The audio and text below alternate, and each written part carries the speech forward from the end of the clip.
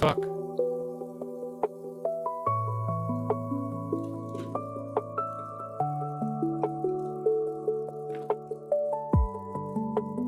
Hello, chat.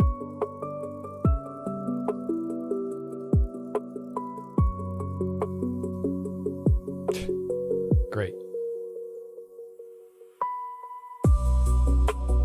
Dun, dun, dun.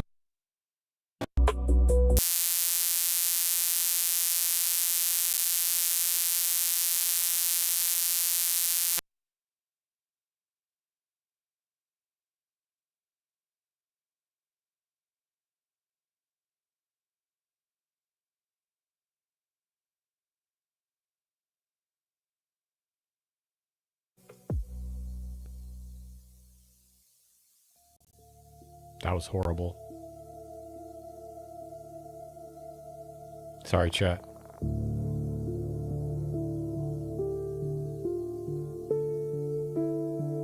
Over the weekend, my computer decided to take a shit, and I had to redo some shit, so... Yeah, no, when you think you got everything figured out.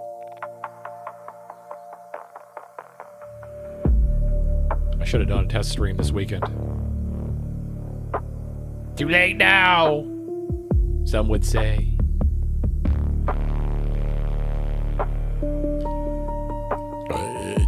Oh my god.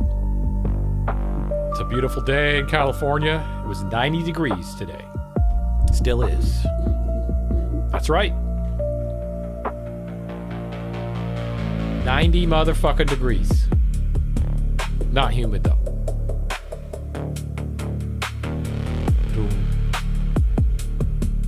Yeah, there was a shooting in San Diego. It was 2 young men. Completely the woman's fault. Completely the mom's fault. It was her guns. I'm so tired of this shit. Can we fucking lock our guns away at least? What are we gonna have? House inspections to make sure our guns are locked away? Can we be more responsible with our guns, please? I'm not under the illusion we're gonna get rid of it anytime soon. But can we lock them away, please? Jesus Christ, the least I can ask. I'm not gonna get any of the reform I want on that. So why can't I at least get you guys to lock this shit away so your kids aren't grabbing the goddamn guns? Sorry, chat, just... God. Americans are so fucking stupid. Seriously.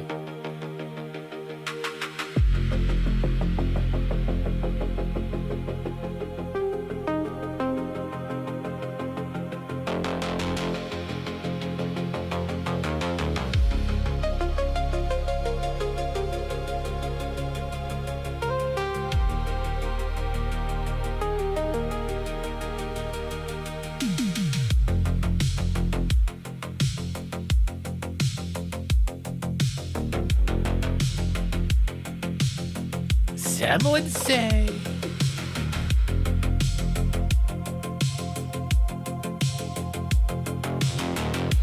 That's right.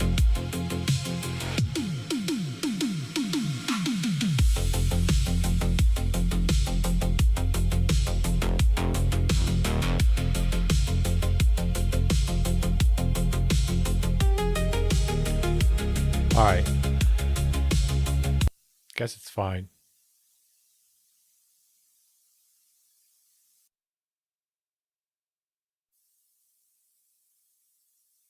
I guess it's fine.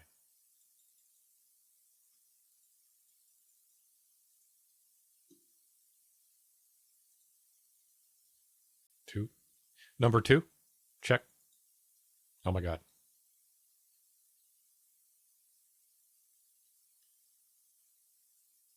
Is that going to work?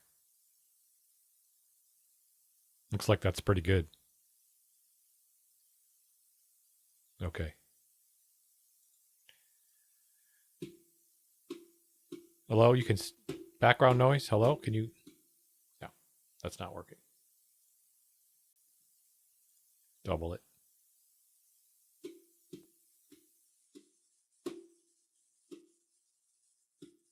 Okay, well, it's going to have to do. Sorry, chat.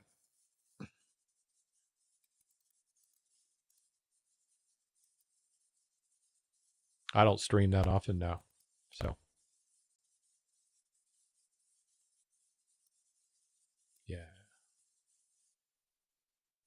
Yeah. Yeah. I know.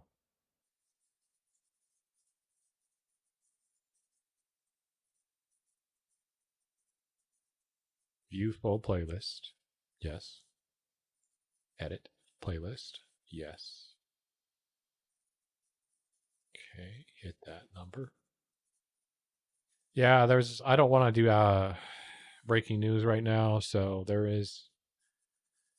was an active shooting. 5 people are dead. Yeah. For Iran, I just ranted about it. People don't lock their guns away in America.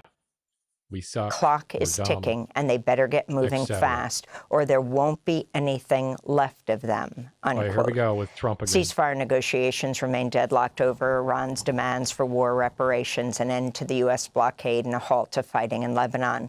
On Sunday, a drone strike sparked a fire at an electrical generator on the perimeter of the UAE's Baraka nuclear power plant, the first and only. Really? Nuclear power station on the Arabian Peninsula. No group claimed responsibility, but the UAE has faced repeated Iranian drone and missile attacks since the war began in February. Meanwhile, the New York Times reports Israel built 2 covert military outposts in Iraq's western desert in advance of its war against Iran, with preparations for at least one site dating back to late 2024. According to the Wall Street Journal, Baghdad had notified Washington in late March over suspected covert military activity, calling it a violation of Iraqi sovereignty. Wow. Israel killed at least 6 people in southern Lebanon, including 3 paramedics Friday, just hours after the U.S. State Department announced Israel and Lebanon had agreed to extend their ceasefire by 45 days following 2 days of negotiations in Washington. Israel then continued strikes into the weekend, killing at least 5 more people while injuring over a dozen in a series of air attacks on southern and eastern Lebanon Sunday. More than 670 people have been killed by Israeli strikes in Lebanon since the ceasefire took effect in mid-April. And the number killed since early March is rapidly approaching 3,000. More than 1 million people, 1 in 5 Lebanese, have been forced to flee their homes. In Lebanon, 3,000? Israel's assassinated Izzeldin al-Haddad, the head of Hamas's military wing, in a strike on a residential building in Gaza City on Friday. Al-Haddad was killed alongside his wife and their 19-year-old daughter. Hamas condemned what it called Israel's, quote, treacherous and cowardly assassination, unquote. On Sunday, Israeli attacks killed at least 8 Palestinians across the Gaza Strip. 3 victims were community kitchen workers, according to Al Jazeera. Israeli attacks have killed at least 871 Palestinians in Gaza since the so-called ceasefire took effect last year. This is Wala Baroud, whose brother was killed in an Israeli strike. Every citizen in the Gaza Strip is at risk of being directly hit by the Israeli occupation at any moment. The occupation makes no distinction between charitable workers, journalists, security personnel, civil defense workers, security forces, emergency responders, or doctors. The Israeli occupation has targeted every segment of the Palestinian people. The Israeli war continues. It has not stopped to this day, and the bloodshed continues and the number of martyrs increase daily. Israel's cabinets approved plans to build a military compound at the former site of the United Nations Relief and Works Agency for Palestinian refugees in occupied East Jerusalem. Israel bulldozed UNRWA's headquarters in January after seizing the site last year in an act condemned by the United Nations and governments around the world. Meanwhile, Israeli authorities have forced dozens of Palestinian families from their homes in East Jerusalem's Al Bustan district to make way for a biblical theme park called the King's Garden. The Guardian reports some Palestinians were forced to demolish their own family homes where multiple generations previously lived. Israeli forces have begun intercepting ships with a Gaza-bound humanitarian aid flotilla off the coast of Cyprus. The Global Samud flotilla says Israeli military vessels intercepted the fleet in international waters, actions it condemned as illegal acts of piracy. Organizers of the flotilla said Israeli forces had intercepted 17 boats and that contact had been lost with nearly 24 vessels in the eastern Mediterranean. The flotilla had been attempting to breach Israel's maritime blockade of Gaza to deliver humanitarian aid to Palestinians. This is an activist on board one of the aid ships. We are being intercepted in broad daylight. The occupation forces have no shame whatsoever. They're doing it in front of the whole world because they know that everything they did in the past has been met with full impunity. This means that this is the moment to mobilize as much as we can, to go into the streets and show that the people of the world they are arrested against a their criminal princess. acts. This is how far they're willing to go to continue their genocide of the Palestinian Nazis. people. More than 50 Literal ships Nazis. with the Global Samud flotilla set sail from the Literal Turkish port Nazis. city of Marmaris last week. Israeli sorry. media reported Israel's Navy will transfer the sorry to arrested say it, activists but to the I'm Israeli not sorry port to say it anymore. of Ashdod. It's just The World bullshit. Health Organization's declared a global health emergency. It literally is. They're doing the things that they are accusing other people of doing right in front of us. And we're just like, yeah, that's fine. Let's go. Keep it up. No problemos. Sí, bueno, more. We love it. What the fuck, bro? Seriously. Due to the rapid spread of What's Ebola actually virus in the happening? Democratic Republic of Congo and Uganda. Sunday's announcement came a day after the African Union's public health agency said it confirmed Ebola infections in the DRC's northeastern province of Ituri, where 65 deaths and hundreds of illnesses have been reported. Cases have since been confirmed in Uganda's capital, Kampala, where residents fear a repeat of deadly outbreaks in 2022 and last year. I'd like the government to, one, quickly spread awareness about Ebola and how it is spread, to break down this information even for the layest of people to understand, but also start to institute measures to avoid the spread of Ebola in Kampala and Uganda as a whole, so that there is a feeling of safeness, of security against this disease of Ebola. Louisiana's Republican Senator Bill Cassidy, two-term incumbent, lost his primary after President Trump backed his challenger, Congressmember Julia Letlow. Cassidy is the first GOP senator in nearly a decade to lose renomination. President Trump had vowed revenge against Senator Cassidy after he voted to impeach Trump following the January 6th insurrection. In his concession speech Saturday, Senator Cassidy made an apparent reference to Trump, saying, quote, "Our country is not about one individual." And when you participate in democracy, sometimes it doesn't turn out the way you want it to. True. But you don't pout. You don't whine. Yeah. You don't claim the election was stolen. You don't find a reason. Exactly.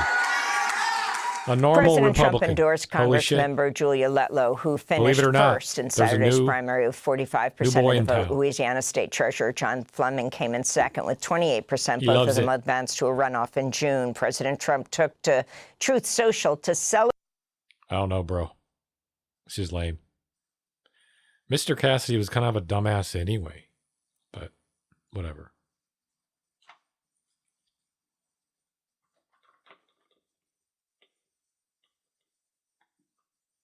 Celebrate Senator Cassidy's defeat. Whatever, dude. And went after Kentucky's Republican Congressman Thomas Massie, who co-authored the bill compelling the Justice Department to release the Epstein files. Trump wrote, quote, "Tom Massie of Kentucky, the worst and most unreliable Republican congressmember in the history of our country, is an even bigger insult to our nation than Senator Bill Cassidy of Louisiana, who suffered an unprecedented loss tonight by not even being allowed to run in the Republican primary. This is the first time such a thing has ever happened to a sitting U.S. senator," President Trump gloated. New financial disclosure forms released by the U.S. Office of Government Ethics show President Trump made between $220 million and $750 million in trades in the first 3 months of this year, including purchases and sales of securities in companies such as Microsoft, Meta, NVIDIA, Apple, and Goldman Sachs, according to News of the United States. Trump bought between $500,000 and $1 million worth of NVIDIA stock a week before the Commerce Department officially approved the sale of some NVIDIA chips to China. The Trump Organization claims the investments are managed exclusively by third-party financial institutions, and neither Trump, his family, nor the Trump Organization plays any role in investment decisions.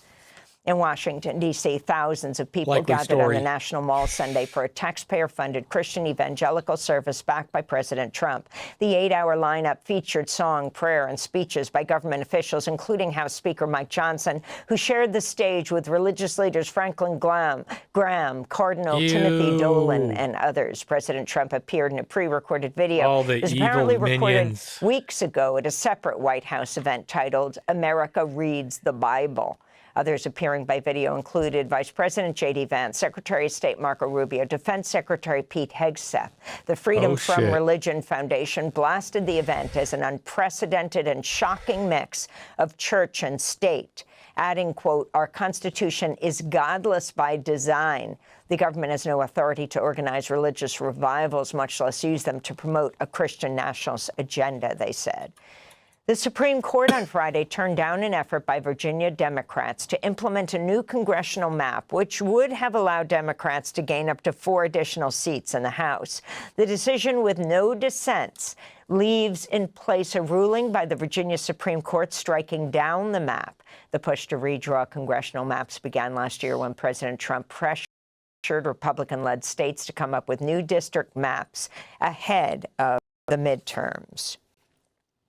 In Alabama, thousands of people joined a rally at the state capitol in Montgomery on Saturday, demanding an end to racist gerrymandering by Republican state legislatures in southern states targeting black voters. The National Day of Action came in response to the Supreme Court's April ruling, which gutted Voting Rights Act protections for majority black districts.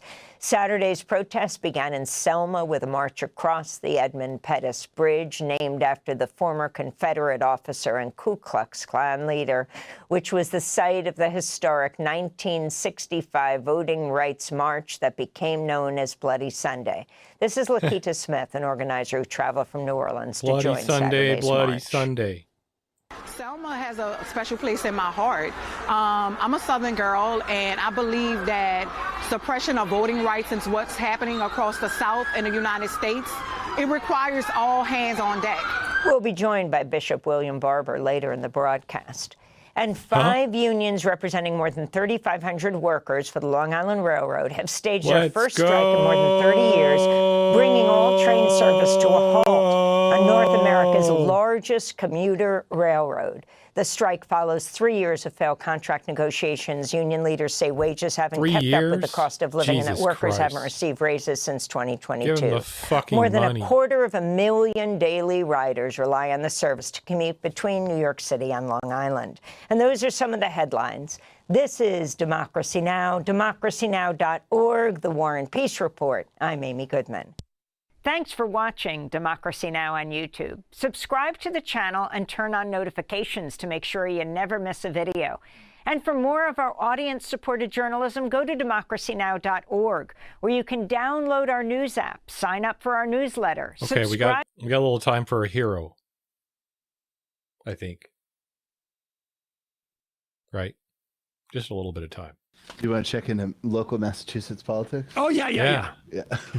Yeah. Folks, Uncle Sam. You've heard me say many times before, dawn lights on Marblehead. Marblehead is one of the most eastern parts of Massachusetts, which is one of the most eastern parts of the United States. I mean, the Cape actually goes out probably a little further, but people often speak of, dawn being very of rising over Marblehead, and it was a way to say, hey, somebody gets it. Completely ignoring Acadia, Maine, but yeah. Yeah, there's a lot of East Coast shore negation involved in that. Here's a guy named David Modica. Inside. From Marblehead. Insider. On Marblehead TV, the cable access. He's at a town meeting talking about the amending of zoning bylaws. What happened to Myers Street? Now, of course, I'm sure this is a function of environmental groups that are stopping the multi-zoning of homes. Big environmental groups and all the other groups are probably the ones blocking this. Allow. Tedesco, that's like a golf course, yeah? Are you asking me if Tedesco's a golf course? Yeah, I'm asking you, yeah. Last time I drove by. Okay, you don't have to get cute. So they're not going to build any houses there because it's a golf course. Just to catch people up, the golf course is what they're rezoning to come to get in line with state regulations that call for them to have a certain amount of multifamily housing. So in other words, right now they're obligated to have multifamily housing in the area where the golf course is, but instead of actually doing that, no, what they are going to zone the golf course as they say, oh, this place is zoned for multifamily housing, but knowing that there's a golf course already there, so that housing will never be built. Oh, okay, that's the point. Is that they have to, the state, it requires them, right? The state requires them to have a certain amount of area within Marblehead that is that is zoned for multi-family housing. But there's an existing golf course there. So even though it's zoned for multi-family housing, the owner has a golf course and is not going to build multi-family housing there because it is a golf course. Tedesco, that's like a golf course, yeah? Are you asking me if Tedesco's a golf course? Yeah, I'm asking you, yeah. Last time I drove by. Okay, you don't have to get cute. So they're not going to build any houses there because it's a golf course. You can't have houses on a golf course. And in Bowden Road, they already got like townhouses and all that nonsense. Yeah? Yes. So like this is a way to comply with 3A without doing any of the 3A stuff? Yes, it is. We tried the other way and it was rejected.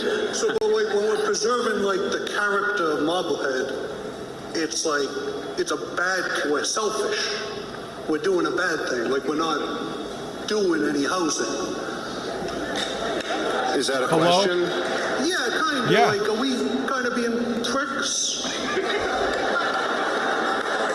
Like, like we voted last year. And how many times can we? Like I don't. Like, are we trying to do nothing? Because it seems like we're doing nothing. So, I'm not an expert on this. I didn't even know it was a golf course. I hadn't driven by. But, like, what are we... Everyone's talking behind him. No houses? Like, I don't get it. Like, people live in houses. Sir, this is the plan before us tonight, so that's what we're voting on. Okay, I just want to make sure we're voting on nothing substantive. Thank you. I was afraid You're not missing anything. Thank you. That was well done. Yeah, that's very well done. God damn. Do we know what the outcome of that vote was? Let's see here. This was 3 days ago. Now, again, I'm sure all the environmentalists want to protect that golf course. Right. And that's why they are taking the state mandate of multi-housing zoning and applying it to areas where they know there won't be actually multi-family houses built.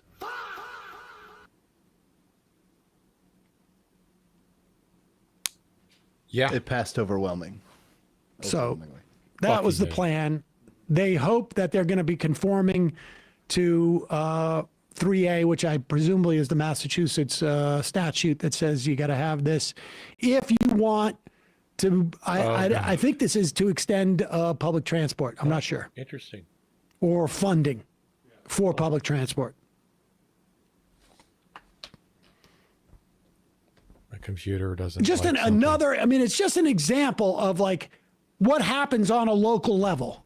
I am quite sure there are times where environmentalists are like, hey, this is marshland. You can't build here. Right. Or, environmental things are levied to, you know,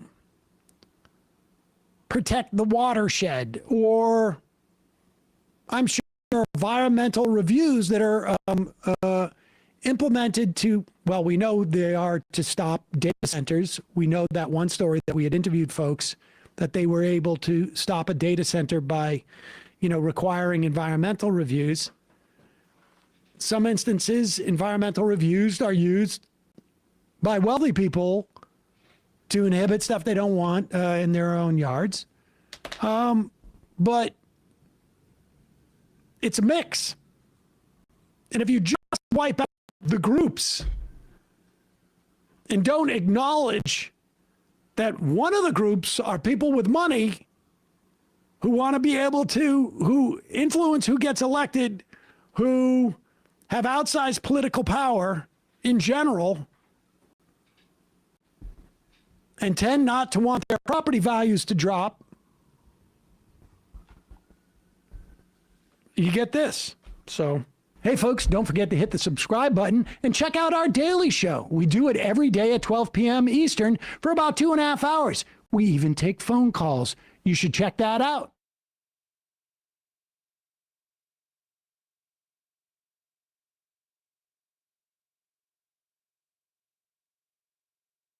This is so embarrassing. The far-right demonstration organised by the serially convicted criminal Tommy Robinson marched through central London yesterday, and it was an embarrassing failure, and I really must emphasise the word embarrassing. Warning, there is a significant chance that you will die of cringe watching this video. You might think it unlikely you'll end up feeling acute second-hand embarrassment on behalf of far-right weirdos, but I'm giving you the necessary health warning.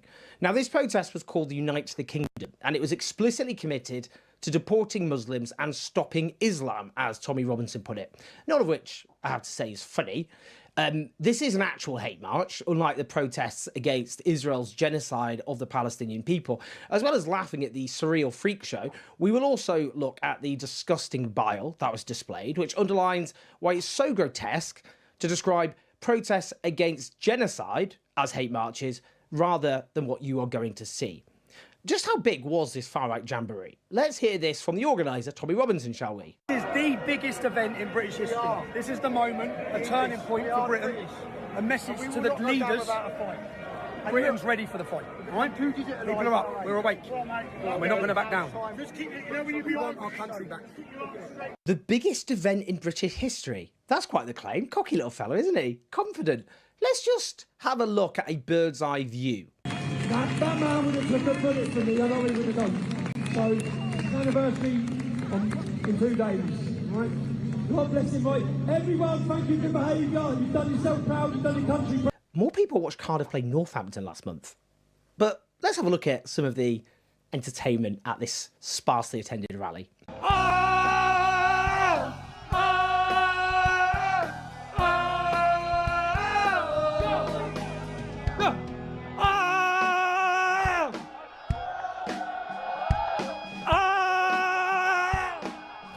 Let me hear you.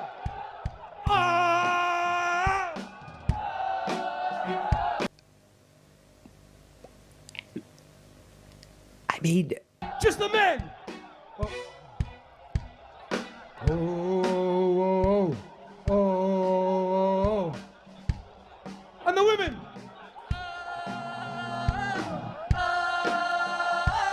Now everyone together.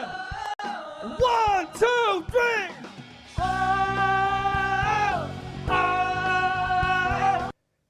Well, everyone's having fun there, living their best lives. What about this little musical delight? Civilian soldiers.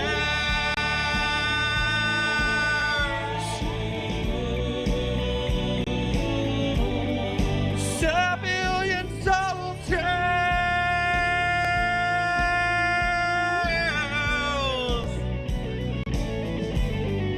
Come on! These people say they want to preserve British culture. Is this their idea of British culture? Literally more out of tune than the average pissed up karaoke. But we are dealing with God-fearing Christian patriots who want to defend women and girls.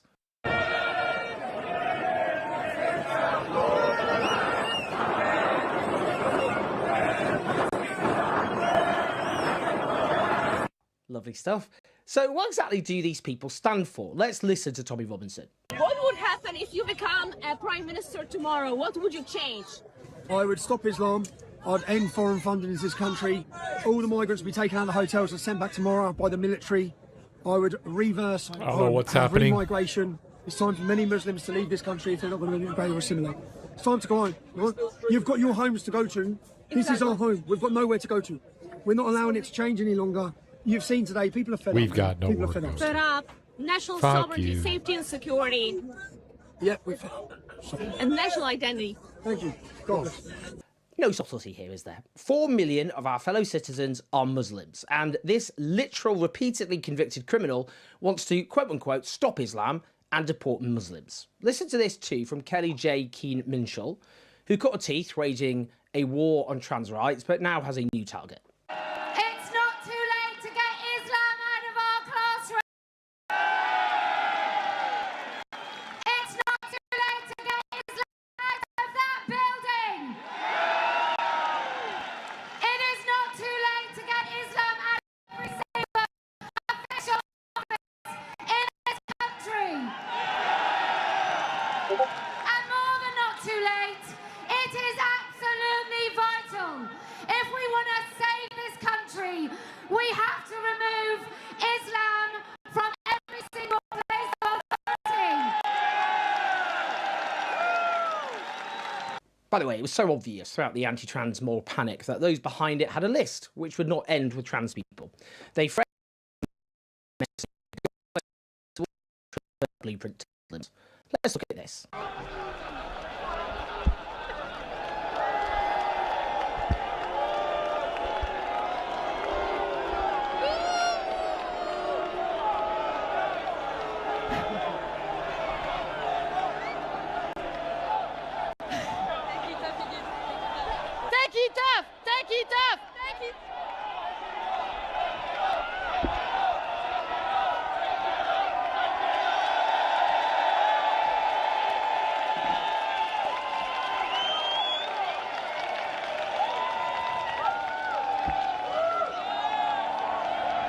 Can you imagine at a protest people dressed up on stage as Orthodox Jewish people as figures of ridicule and contempt to be laughed at and jeered at? They would be arrested by the police. So would the protest organisers. The protest would be banned. There would be condemnations from all frontline politicians, outrage all over the front pages.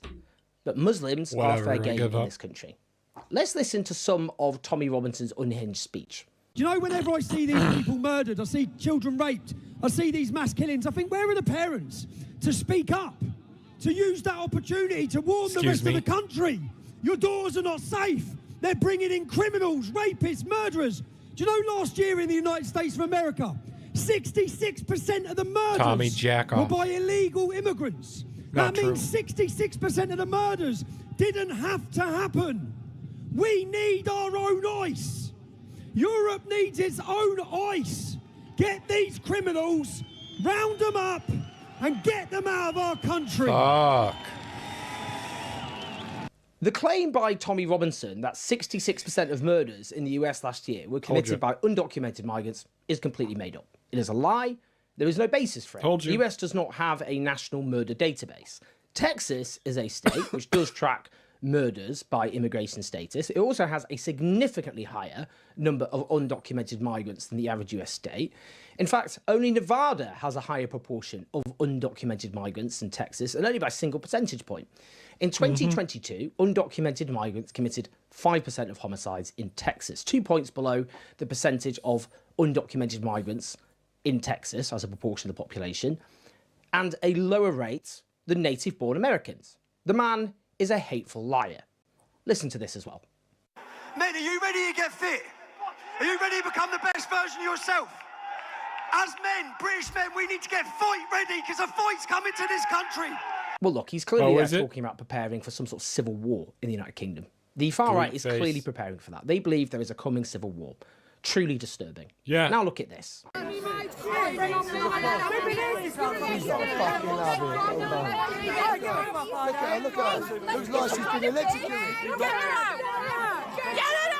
the right fucking leg on the face. Get her out! think you're innocent. She is. Look at green on the face. Look at it. I know. Get her out. Look at her in the face. She's here to wind us up. We're gonna have to walk. What the fuck? Yeah. Went to bed early. They're saying because she has just curly randomly hair. bullying a woman in the crowd because, to quote one of these little charmers, she's got a right fucking lefty look on her face. YouTuber right Jimmy the fucking Giant, lefty someone look. who de-radicalised by moving away from the alt-right. Look, she's got a right fucking lefty look on her face, mate. Get out. The fuck, bro? Puts it well. This is a perfect clip to showcase the just logical endpoint of fascism as it endlessly looks for more enemy groups. Now listen to this on television from the Conservative leader, Kemi Badenoch. Would you have banned either of these marches, the Palestine Action one or the Tommy Robinson march? So I have said that we should now start banning the pro-Palestinian marches because they are creating a climate of intimidation and fear against Jewish people. All this globalized, the Intifada and from the river to the sea nonsense is a cover for wiping out Jewish people. We've seen people on those marches who don't think that that's what they're doing. That may be the case, but there are others who know what that's about, and it's encouraging them. We've seen murders at a synagogue in Heaton Park. We have seen what happened in Golders Green just a few weeks ago, two attempted Look what just happened today in San Diego. Murders. You think it's not related? I think it's time. We should call time on that. The Tommy Robinson. They're like, I fucking love Tommy Robinson. He's my fucking hero. Well, fuck you.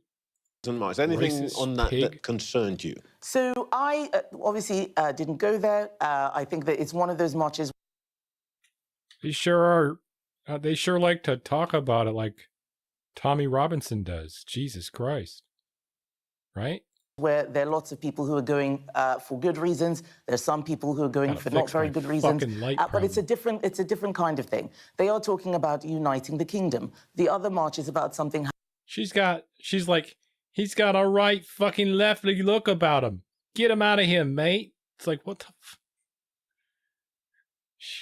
She's got curly hair, mate. I remember one white guy told me once, he's like, yeah, we can tell you're not white because you have curly hair. White people don't have curly hair. Happening much further away about pro-Palestine. It's been going on weekly. That's what a white guy told me. Some double standards here. No. What I'm not doing is spending time focusing on the things that don't matter to the people. White as a motherfucker. Just astonishing. On the one hand, there are protests against Israel's genocide of the Palestinian people. On the other, there's a protest openly demanding a war on Islam and the deportation of Muslims. And she wants to ban. I got that same vibe when the person said that to me, that she was getting because her hair was curly. He's like, look, she looks like she's been electrical shocked. That was racism. Telling you, the Brits think the same fucking way about hair. They're looking for some reason to say you're an immigrant. The guy was like, Tommy Robinson's like, yo, we need our own ice. It's like, oh, great. On the first protest, but not. Leftists are always right. First. Here we go. Here we go again. Another proof. I've been yapping about Israel having its fucking dothers over there in Gaza, doing all kinds of shit, and how that's like a pretense to what we should see in America. Okay, here we go. Here we go. It's in America now, right? We see it. Same kind of police tactics with ICE, right? I mean, ICE is acting the same way the IDF is acting by supporting the fucking settlers in Israel, right? Or I'm going to call it Palestine. In Palestine, there's Israel settlers who are trying to get out. All the indigenous Palestinians, right? So they move in, they take over. And the IDF walks around with them as a impartial. So, where is it going now? Who wants it now? The UK. Tommy Robinson is running around saying, we need ICE. They're like, yeah, we need that kind of thing over here too. We love that. Dude.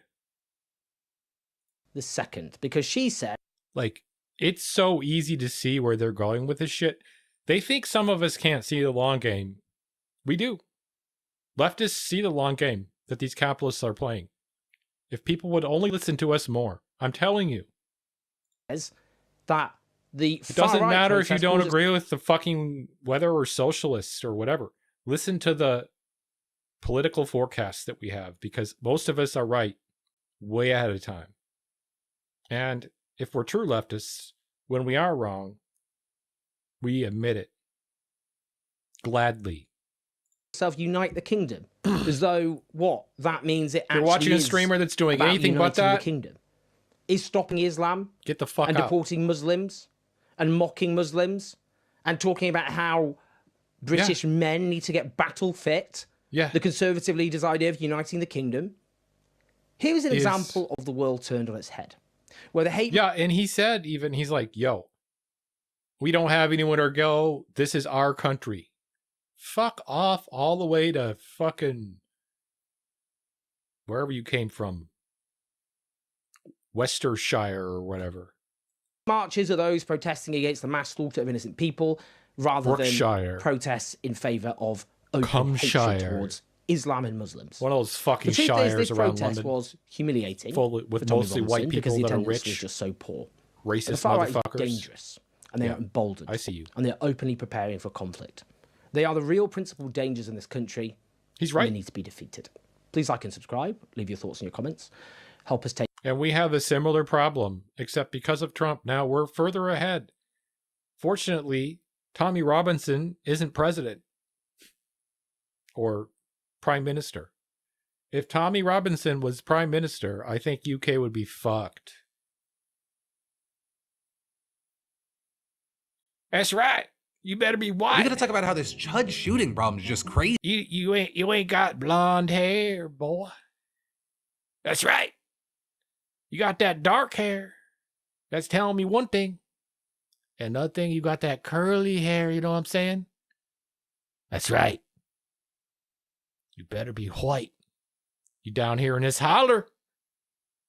We don't like people that are white in this holler.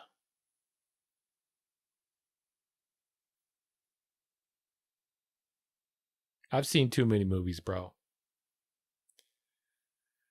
Okay, here we go with some more racist bullshit.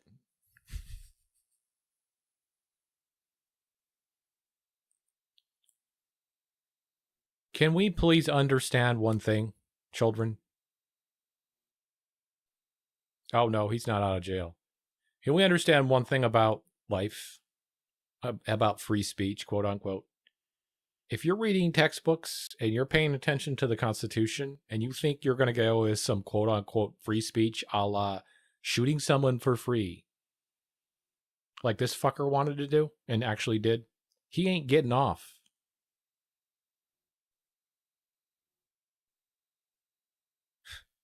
Even with stand your motherfucking ground, this motherfucker's cooked. Which is deserved, in my opinion. You shouldn't be running around saying, like, fuck you. Try that in California. Even in Orange County, you get your ass beat. It exposes a lot. You'll get your ass beat by a Mexican gang in fucking Sacramento if you try that in Sacramento in 10 minutes. 15 of them will come and kick your ass, rightfully. He's dangerous Taiwan threat to Trump and more, freaking people out about what happens next and why this Georgia election could change everything. He could only do what he was doing. About it. We're talking about all of that on today's brand new Philip DeFranco show. You daily dive into the news, so buckle up, hit that like button, and let's jump into it. Starting. All right, sorry, I need to. It's got to be one of the most racist people I've seen on the internet. Yeah, Chad, I had a stressful weekend because all of Saturday, I decided to, yearly, I have to take my streaming PC and literally dust it out. It's a high-end PC, right? And it's fucking got a huge-ass GPU in it, and I got to take it apart and then dust it off, And it's fucking stressful because I can't just go buy another one. Anyway, I boot it up. Everything's good. It doesn't boot at first, but then, whatever. I got through the booting process. Boot it up. This is 5 hours later, right? everything works except, guess what? No audio. None audio. Come to find out, the registry had been deleted. Part of it was unrecoverable, and I had to reinstall Windows. Maybe ever or a long time. Never which is happened to me really, in my that's life. a crazy high bar. Considering the Yeah. existence of So Elon if Musk's anyone- version of Twitter or Yeah, I didn't find any nefarious shit on my computer, but I'm sus. Not gonna lie. old school Call of Duty lobbies, has now found himself in what many have been Yes, although I didn't remove the fans from the GPU because I'm going to do that later, but generally I have to. I have like sticky dust. Like it's sticky. predicting was going to be the inevitable outcome, though maybe one that he wanted. So his name is Dalton Etherly. He's 28 years old. No, don't fuck this guy. You shouldn't be following this piece of shit. No one should be following this guy. He shouldn't get the kind of attention he gets. The only reason he does is because he's good looking and he fucking has the ability to push go live on like 6 different platforms after he gets banned on 4 of them. Rightfully so. I mean, come on. Anyway. But some people know him as Chud the Builder. We're sick of living in the bomb shelter as white people. We're sick of being told that we don't. No, we're not. I'm not living in a bomb shelter, brother. I'm white.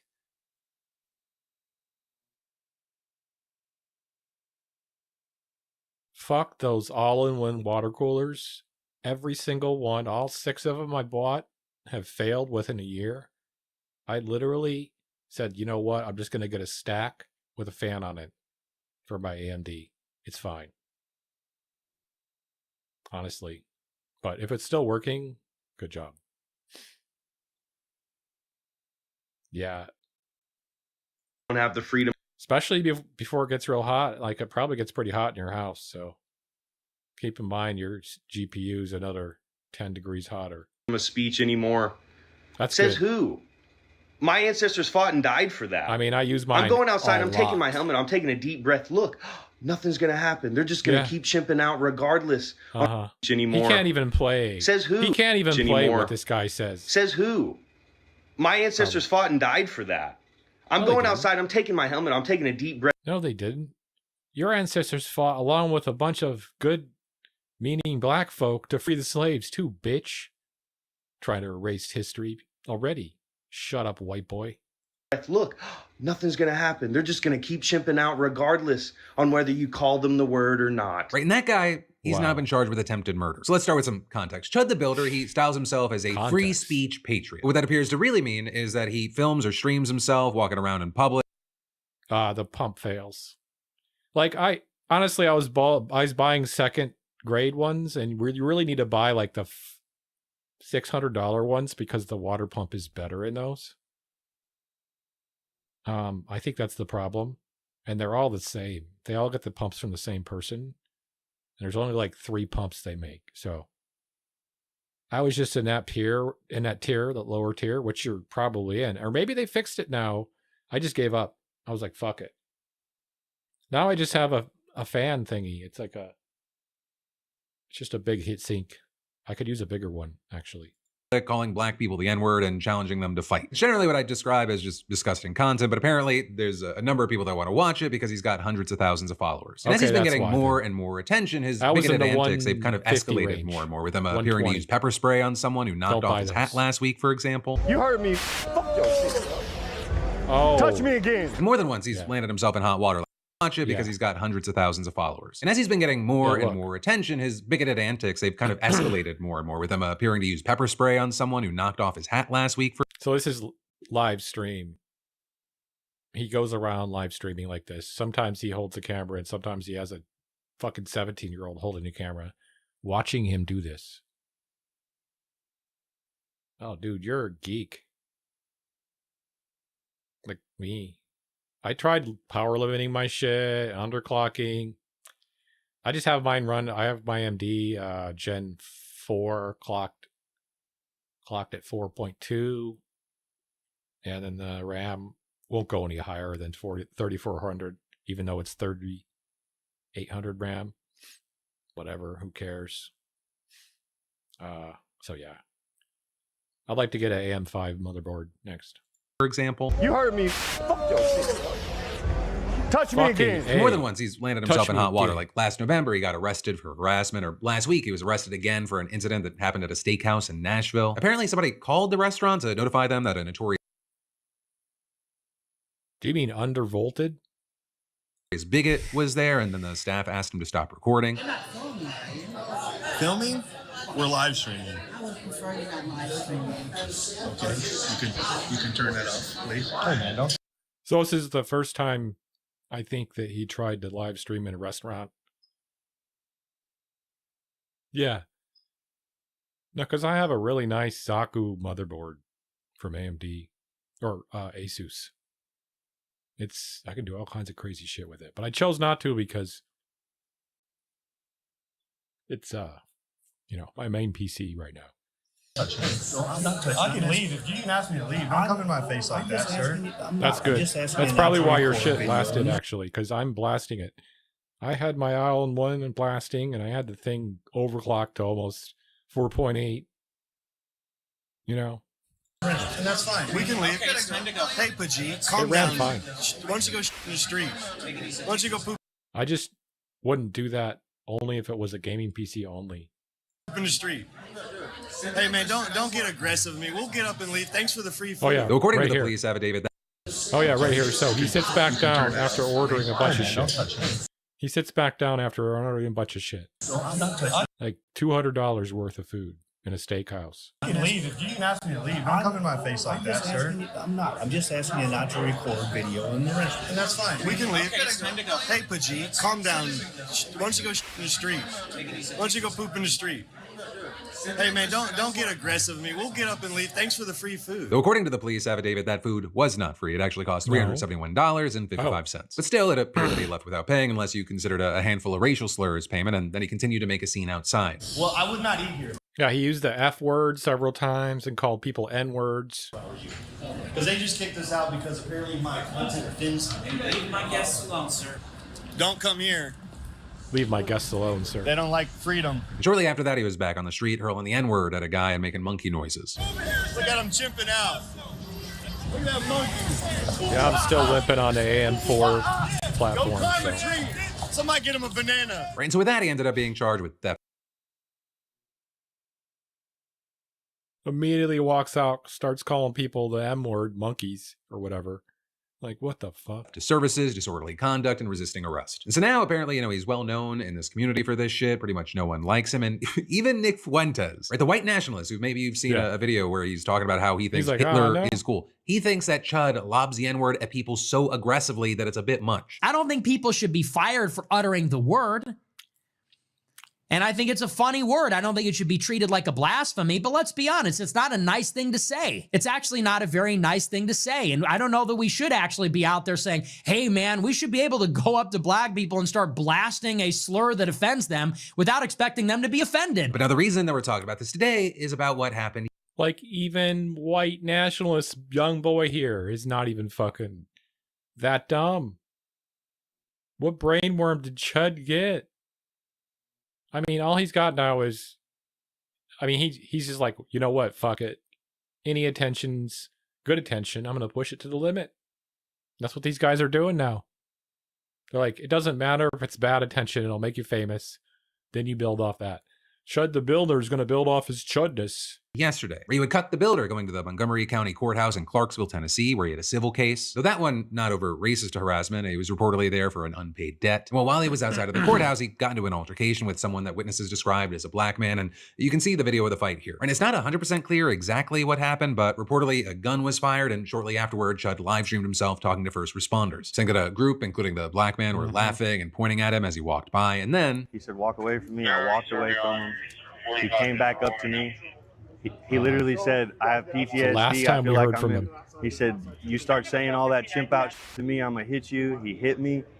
started wailing on me even after I had to defend myself by shooting him. Now, according to authorities, that man was hospitalized and is in stable condition. Also, Chud apparently shot himself during the scuffle, according to the district attorney general, though he was only grazed. So at first, he got charged with aggravated assault, reckless endangerment with a deadly weapon, and employing a firearm during a dangerous felony. But now, some of the biggest news is that he is facing another charge, attempted murder. And as far as the reaction that you're seeing to this, it really depends on which corner of the internet you go to. Though I will say, a big thing that you're seeing is, besides concern for the shooting victim and the glee over the arrest, is a lot of people going, I mean, what did people expect? What did Chud expect? People arguing that you can't go around with a gun yelling racial slurs at people and challenging them to fight in the most obnoxious way possible and not expect something to happen. Many saying that what he's doing was incitement, especially when it appears that he's constantly posted about how he's ready and willing to shoot someone. But he's doing what you're seeing in these streams and writing, I'll defend my life with lethal force. Do not approach me with intent to threaten bodily harm. And no, my mustache is better than his already, so don't fucking even say it, Chad. And then adding, and this is the one that's getting a lot of traction, series finale is dead chimp on the pavement and you monkeys rioting when I walk free. Because stay mine tuned. Right? Even is a leftist mustache.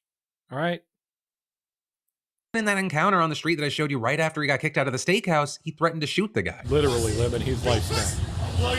Even as this fucker gets out of jail, there's going to be someone that's going to have his hide. Like, come on.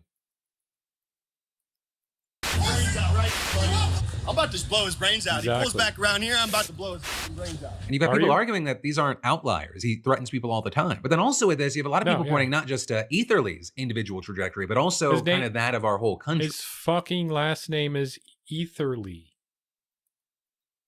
You've got a lot of people seeing this guy as the culmination of two very disturbing trends in our culture. The first being kind of the rage bait.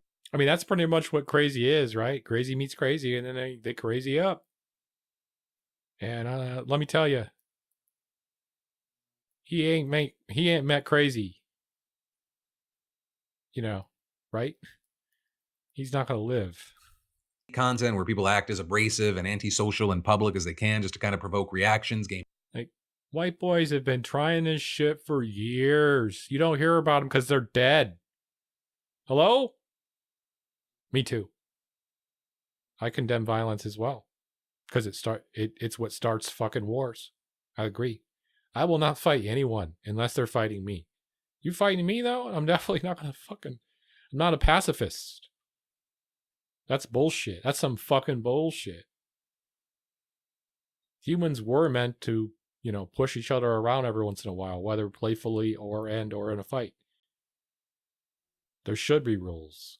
The algorithm get clipped and clipped and clipped. And the second MMA, just being the normalization of open, unabashed, in-your-face racism that we've seen over the past couple of years. Yeah, say some N words like that, Chud the Builder, and jump in the MMA ring with me and see how long you last.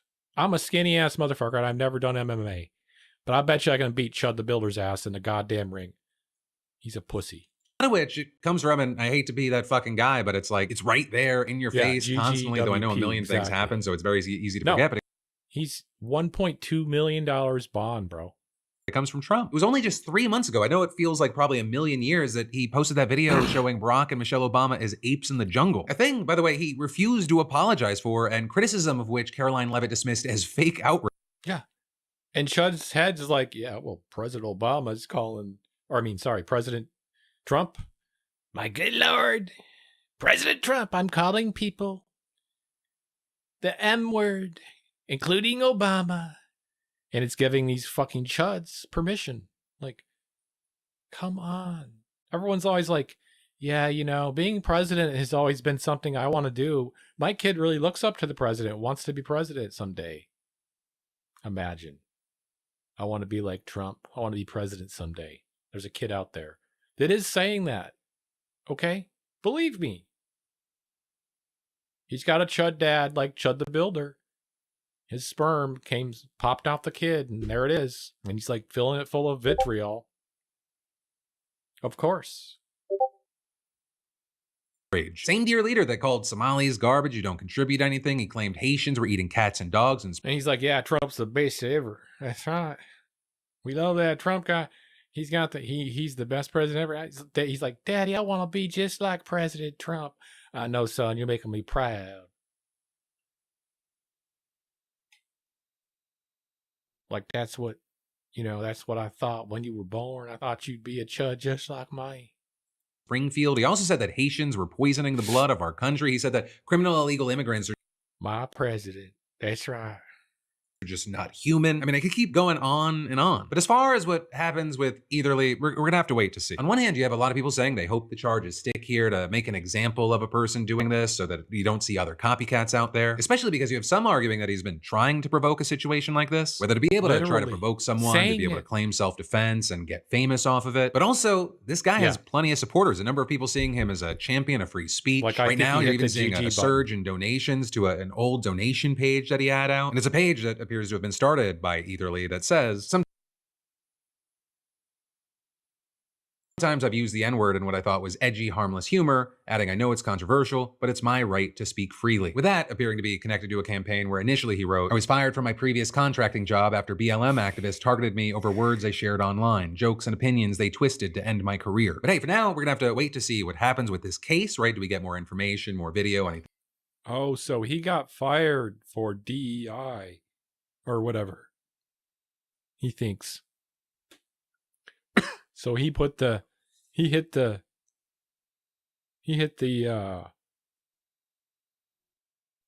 fuck around and find out button. He decided that was it.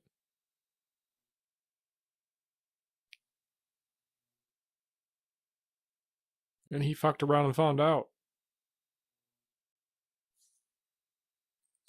He's really lucky he didn't kill that kid. Or that veteran. Like that, and also what happens with the charges and everything else. Veteran, and so in the meantime, I'd really love to know your thoughts, opinions, and reactions here. And then, what a transition this is going to be. We've got more that we're going to dive in. Not a C word, as he'd call it. I mean, what? Racists are so dumb.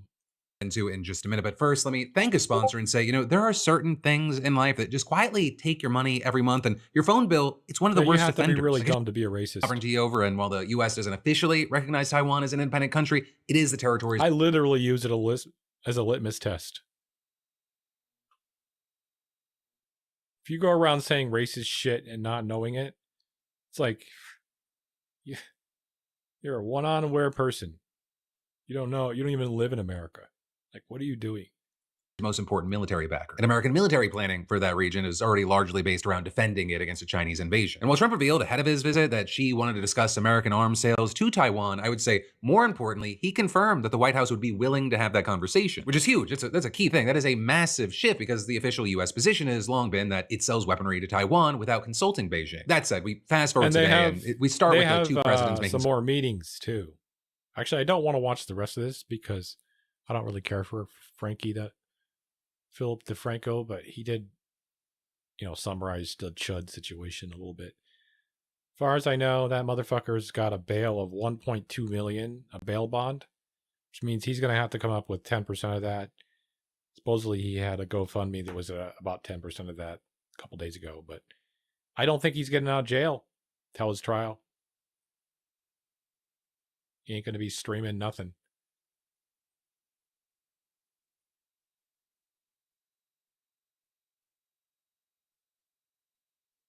Yeah, not in California.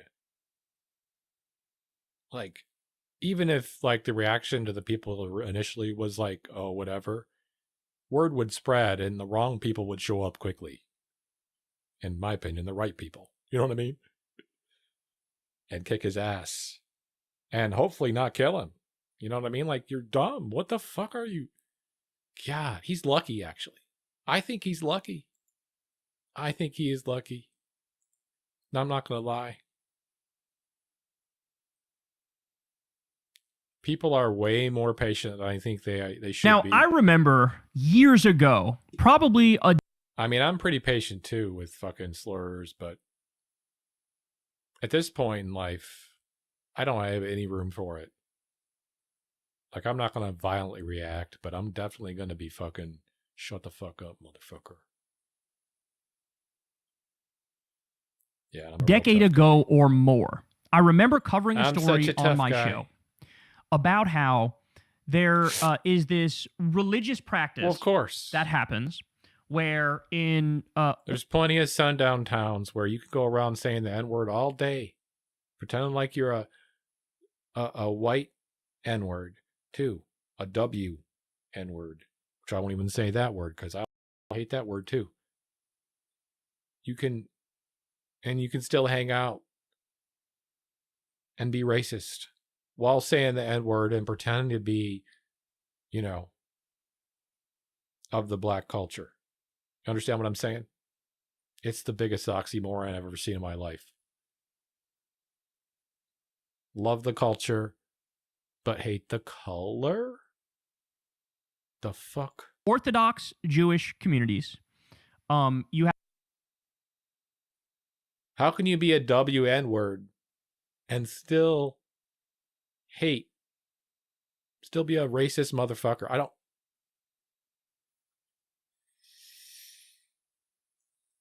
Like, I'd meet those guys in Michigan too, back when I was younger, back in the 2000s. Have this thing called a mole or a mole, and basically what it is a rabbi. And so they exist. There's this ceremony that happens when they want to circumcise a baby. Oh God. Oh no.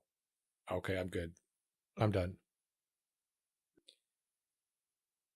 Yeah, they actually suck the you know what of the baby. I'm good. Yep. That's thanks. Yeah. And Trump's going to be like, "Oh, that's good. Hey." Kevin Hassett can't help but continue to cut ads for the Democrats. We love how they have that tradition. It's historical where the priest actually fellatiates the baby. Like the fuck? It's between him and Scott Besson, I would say. The oh gosh, but Lutnick's really bad too. Oh, it's fine. They're the three horsemen of. Just cut half their dick off when they're a baby. It's no problem. No worries. They won't remember that forever. Babies can't feel anything. Affordability apocalypse, and and Trump's the fourth, I guess. And they're Sean Duffy's also throwing his hat in the ring. You're right. That at the very least, honorable mention for. I think one thing that did happen, the delay got a little better with the sound. Sean Duffy, and they just keep coming out and saying the most out of touch rich guy things ever. And of course, we keep hitting these records quarter after quarter. But just a reminder for people, at the end of last year, Q4, Americans ended the year with more credit card debt than ever recorded.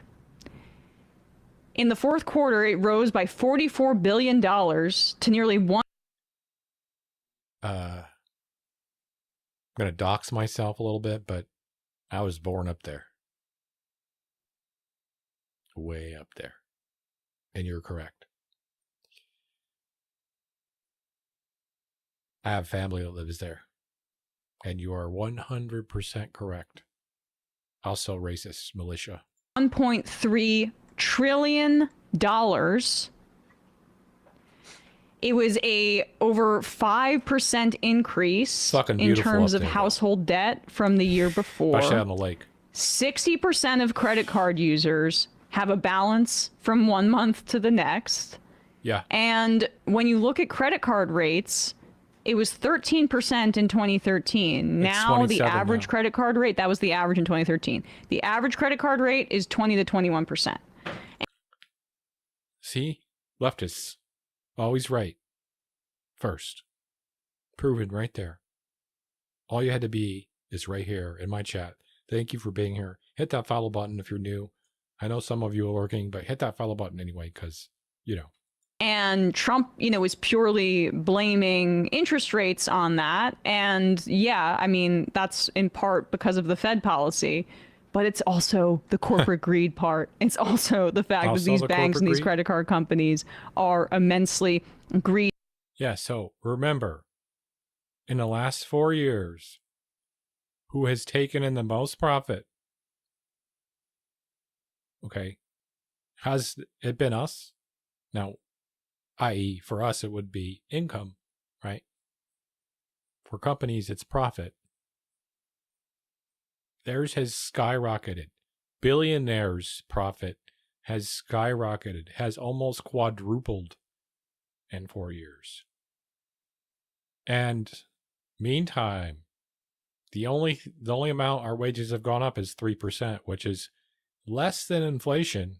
Remember this, which is approaching probably going to be 5%. So even your 3% increase this year, if you got it, is not enough to keep up with the inflation we might have, which could go up to 6%, depending on this oil embargo. If they start telling you that your oil change is going to be twice as much because there's no oil, which they're gonna, we got problems. And you have the rise of companies like Klarna and Afterpay, buy now, pay later on your $20 lunch. You think that people who can't afford a $20 lunch to pay it in full at the beginning are going to be able to make the second payment?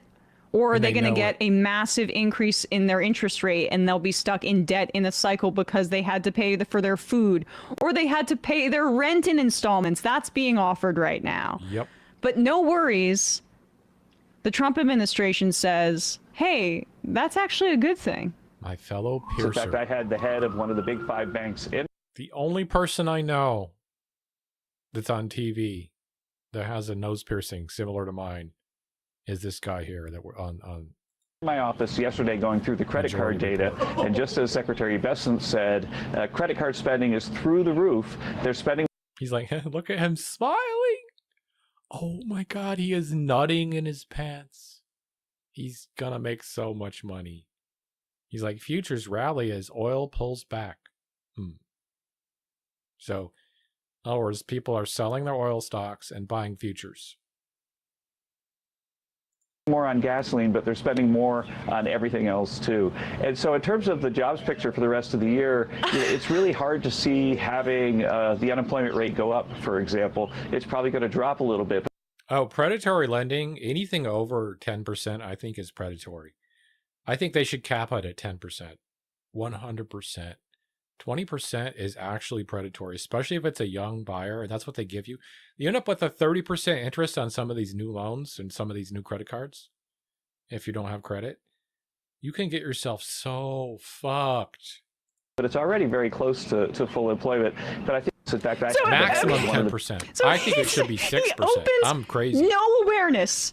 No, I mean, this is why billionaires. Yeah, I'm agreeing with religion on that. No usury. Shouldn't be allowed.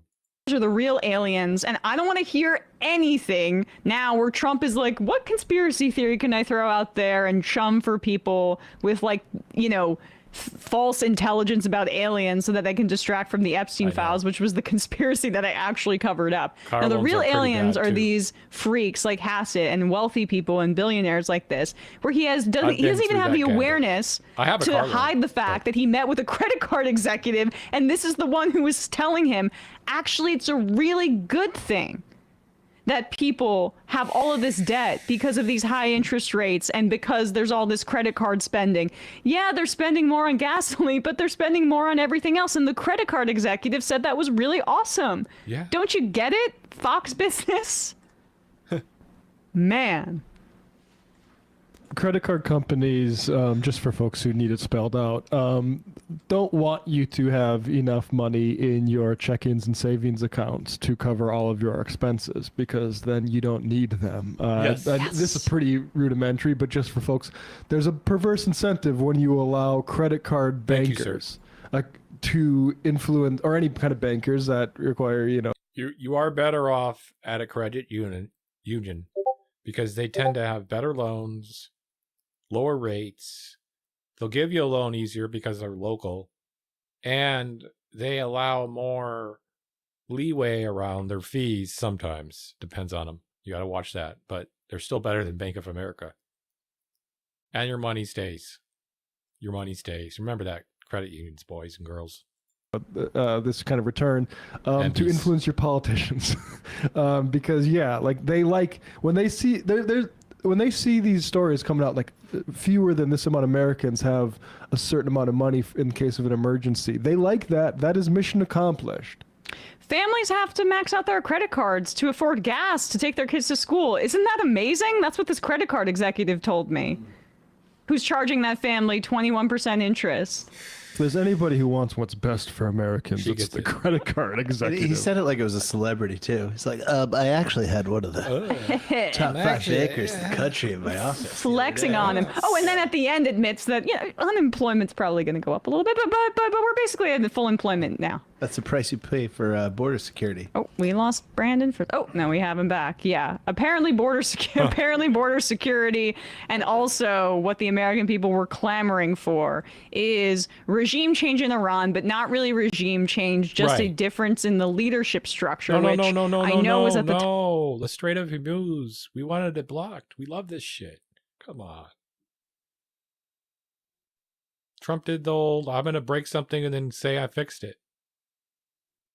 He did it for the 5th time. That's why it was so easy to figure out how this was going to go when he decided to go into Iran. Because I knew he was going to break it and then say he fixed it. And he's trying so hard to say he fixed it now, and it's not working.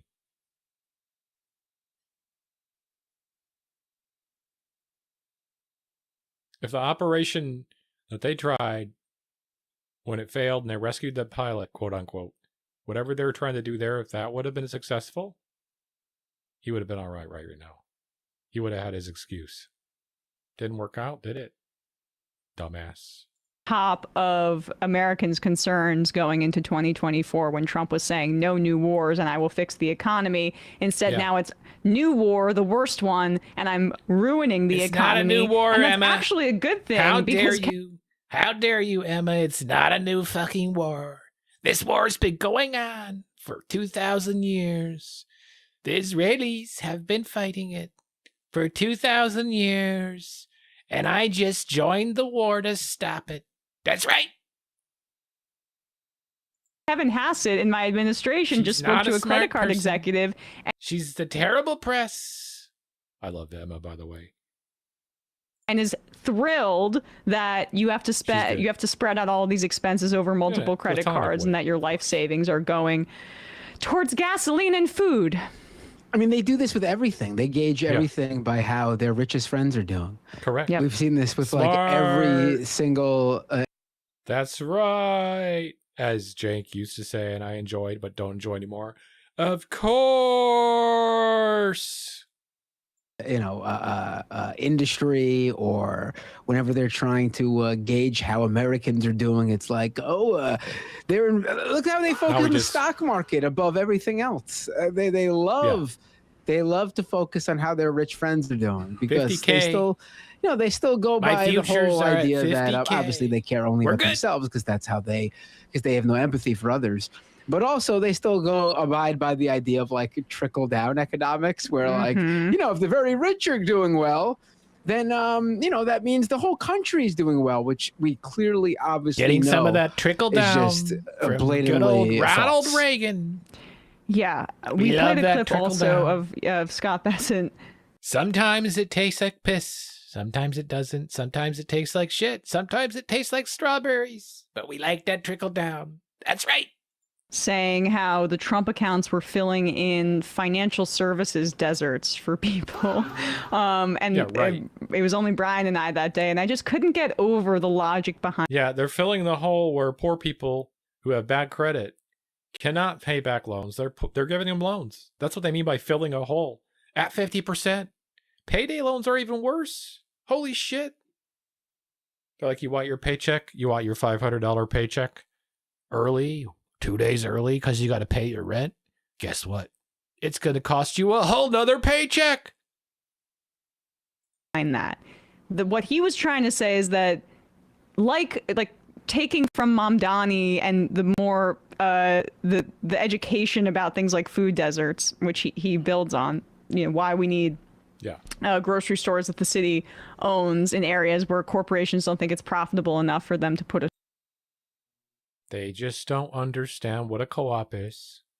And if the state government is running an actual food co-op, quote unquote, in other words, a institution does not need to make money, but is there to serve the people, it will be very successful because the prices will stay down. In fact, the fact that that place would have sugar at $2 and the local Safeway has it at $9 is going to force Safeway to either on-shelve the sugar or charge half the price at least. So tell me how that's going to be bad. How else do you force these corporations to reduce their prices? We just talk about it all the time. It's called stagflation. Whatever. No, it's called, what is it? That's stagflation, something else. Something else they call it anyway. Point is, corporation raises prices because of fucking world event, i.e. the pandemic, i.e. Iran, and they never lower the price. They use the excuse to raise the price for $2, right, or whatever. They're like, we need to raise the price by $2 to cover our costs because of Iran or because of COVID. And then they never lower the price. So this is the way you make them. You force them to lower the price. You start a state-run and or city-run co-op grocery store, for example, and you do what I just said, where you set the price low because you can buy a lot of product. So you buy a lot of product from said sugar producer, and you charge a reasonable price. You charge a minor markup to only cover the wages, if there are any at this point, because you can just buy fucking automatic tills now. In fact, the labor isn't going to be that bad there. So you can charge lower prices. Because the price of that sugar is the same price for Safeway to get it. And like, you can bargain. You know what I'm saying? So as the state, because you have staying power, because they know you're going to buy X amount every X amount of time, right? Because you're the government. Like, ask any government person that works for the government and buys like contracts from the government for weapons or whatever. Now imagine it's not corrupt and they're fucking actually stores too. And then they're doing other things, like not just grocery stores, but they're doing other government run things like a government run gyms or whatever. And we're not talking about fucking controlled spaces where you only allow, it's just normal places. You go there, it looks like a normal place and no one even knows it it's government owned or whatever. Maybe they do, but the point is, it's not for profit. So there's no incentive to raise the prices to predatory amounts like they're doing right now in the store. Even Whole Foods is doing it right now. End of rant. Thank you. Store. He says we're servicing, these are financial service desks. Well, I'm talking about actual co-ops that I know of because I've actually been parts of them in my life, actual store co-ops. But you would run the store similar where you would have a wage for the people that actually work there. Probably have automatic tills, so you'd have some money up front to get those started. But once it was going, it wouldn't be for profit, so there would be no, like I said, no incentive. Yeah, Winco. I remember Winco. Deserts. Right. But you're literally getting the same food you would get at Safeway or Whole Foods at a government store, and it's obviously cheaper. And it's like, it doesn't matter if you're fucking a billionaire, you can walk in there and buy it, or you're the poorest person in town. It's accessible, and milk is $2 rather than $10. So you know if you're actually not rich, you're going to go get the $2 milk. Even if you're rich, you're probably going to do that. And all of y'all are going to realize, the rich people, they're like, no, not in my backyard. And even the poor people that are against this kind of shit, because government bad, are going to understand this is what government really should be for, rather than what we've been seeing before. And I really, really, really hope this experiment in New York works, because I want to see this kind of thing. People need financial services and they don't get them. Right. So in my world, the store would have similar brand names because they would make deals. They would be able to. Like New York, if it had a bunch of stores, could make a massive deal with Kraft Foods or whatever to buy X amount of whatever. And, you know, because they would be consistent. They would want to keep them stocked because they would know. They would move fast because they're cheap. It's like, look at Trader Joe's as an example. Their stuff sucks, most of it, but you can go there and get it. And imagine if those prices that they have, which are lower, usually, depending now, it used to be better, but like, it wouldn't be lower quality food. It would be just lower priced food without the markup. Dude, it's not that people don't have options for where to invest their money. They can open an E-Trade account. Correct. Or they can go to loan sharks, which is oftentimes when we're talking about financial deserts, it's because banks are discriminating against poorer people. Correct, because they have bad credit. But or they the Trump accounts are an investment vehicle. It's because people don't, in their eyes, they don't have the money to put into them. That's the problem. It's not the fact that they don't have financial services that they could access. Liquid assets.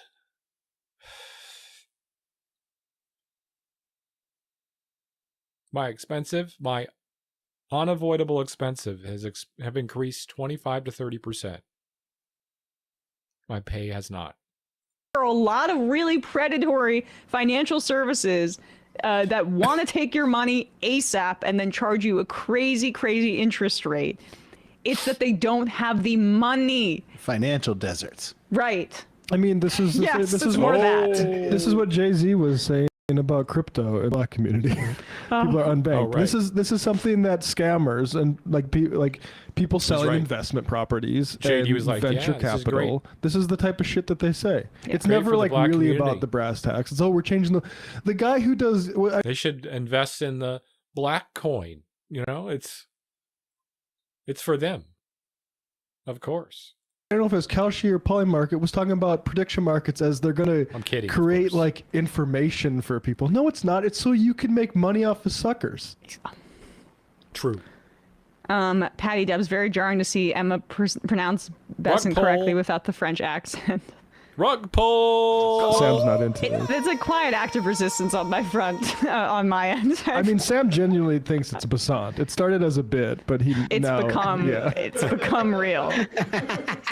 It's a nice form of disrespect to never say these guys' names, right? I understand. I worry about confusing the audience. Oh shit! I don't think Sam has that compunction. Badly on our credibility. Yes. Yes. Our 480p cameras do that just fine for us. They have 480p Venezuela guy Guido. Oh my god. Rory in Minnesota, evangelical motivation is nothing but anti-Semitic. They want Jews in Israel because they believe they have to be there for Jesus to come back and send them all to hell. Not all, but most. Yes, that is true. 12,000B says Cliffigular himself has said he's microdosed meth. Okay, so Adderall? Ooh. What? Okay. Everyone's on Adderall once or twice. VC, Cliffigular is 100% on meth. It suppresses appetite. That's the initial draw. I just feel like there are ways to suppress your appetite that are not meth. The initial draw to meth? No, it isn't.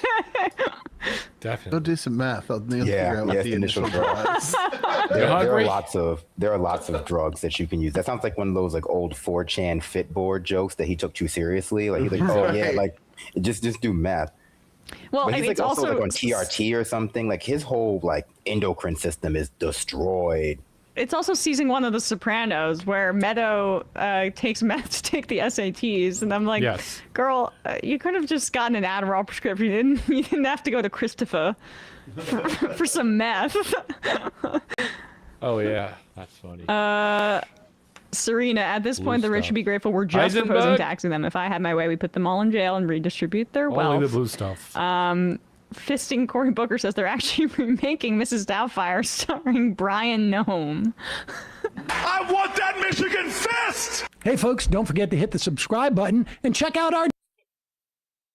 Did he say that for real? Oh my god. The Michigan fist. Where do you want it, my friend? Nah, me either.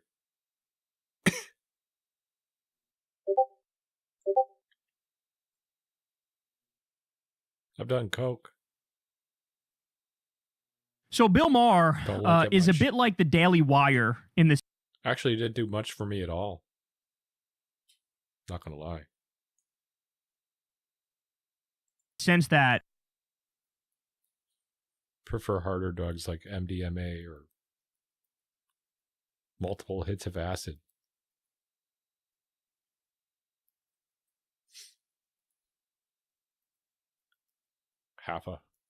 Half a mushroom chocolate, you know? He's washed. I genuinely don't know who his show is for anymore. I mean, there was a time where he tried to represent himself as like a left-flank Democrat. He was a Bernie supporter in 2016. He, of course, before that was a massive critic of the Bush regime. But, you know, then he started supporting Amy Klobuchar in 2020 and became more of like a moderate Democrat. But then after that, in this second Trump regime, as Trump is on the biggest crime spree we've ever seen in human history, now all of a sudden he's like softened his tone. And now he wants to hold hands with the right and sing Kumbaya. And he wants to do the, I'm the enlightened centrist man who finds the middle path between all ideas. He wants to play that role at a time when centrism has never been less serious or viable or intelligent or...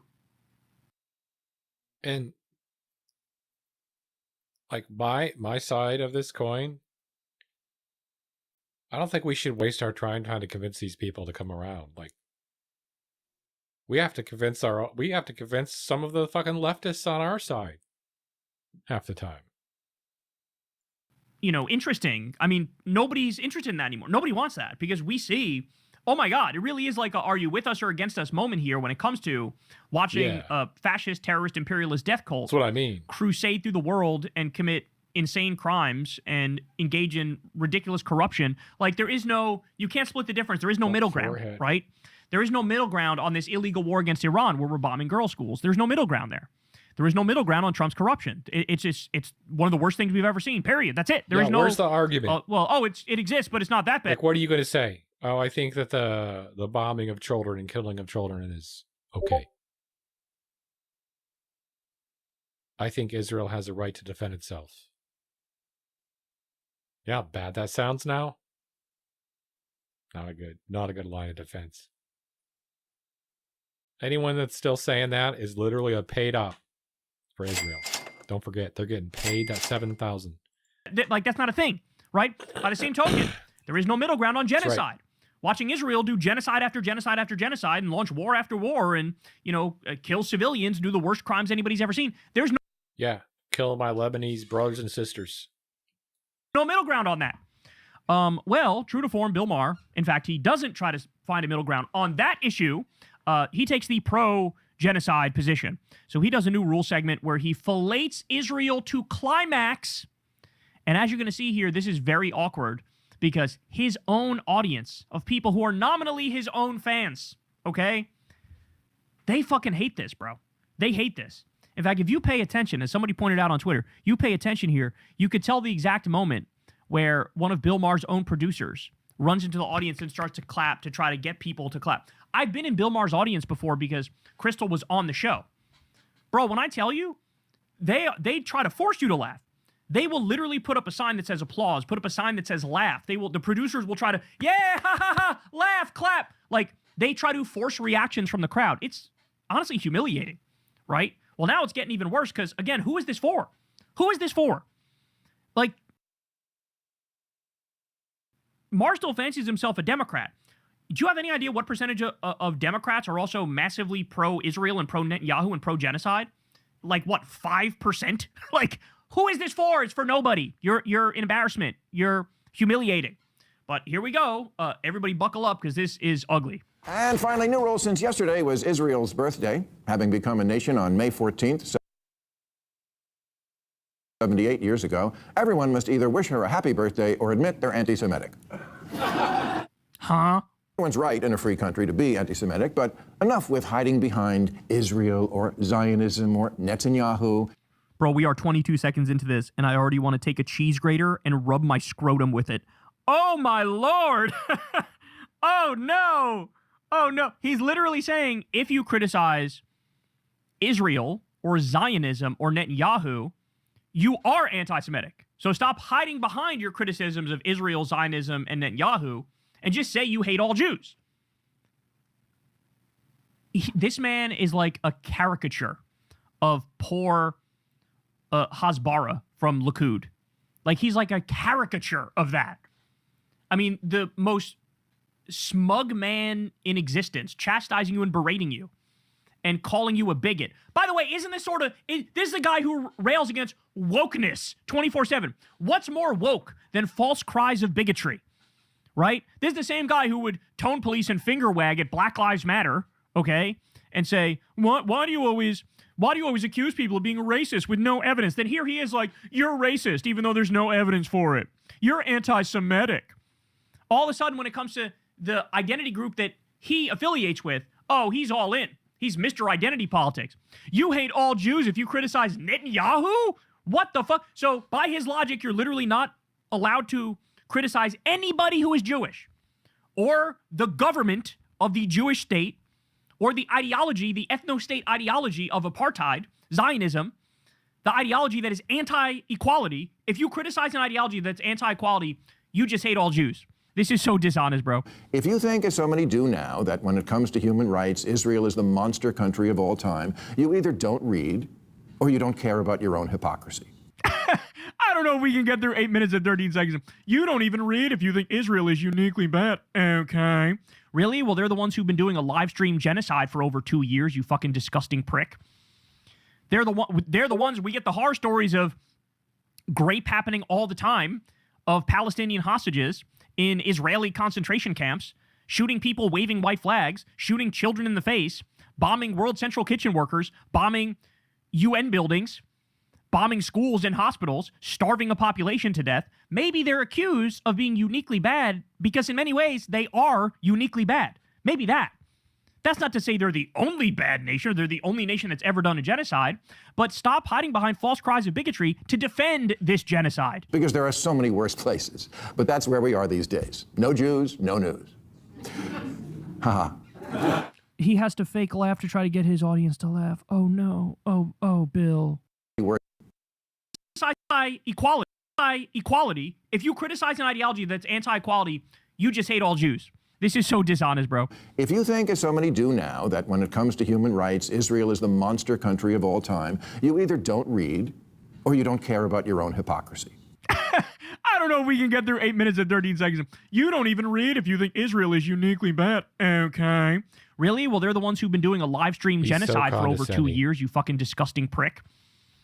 They're the ones we get the horror stories of rape happening all the time, of Palestinian hostages in Israeli concentration camps, shooting people waving white flags, shooting children in the face, bombing World Central Kitchen workers, bombing UN buildings, bombing schools and hospitals, starving a population to death. All Hamas lies.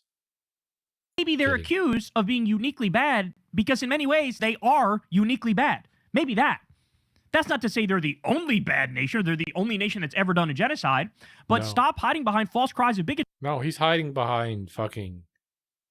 He is so Islamophobic that it's disgusting. Mr. Bill Maher.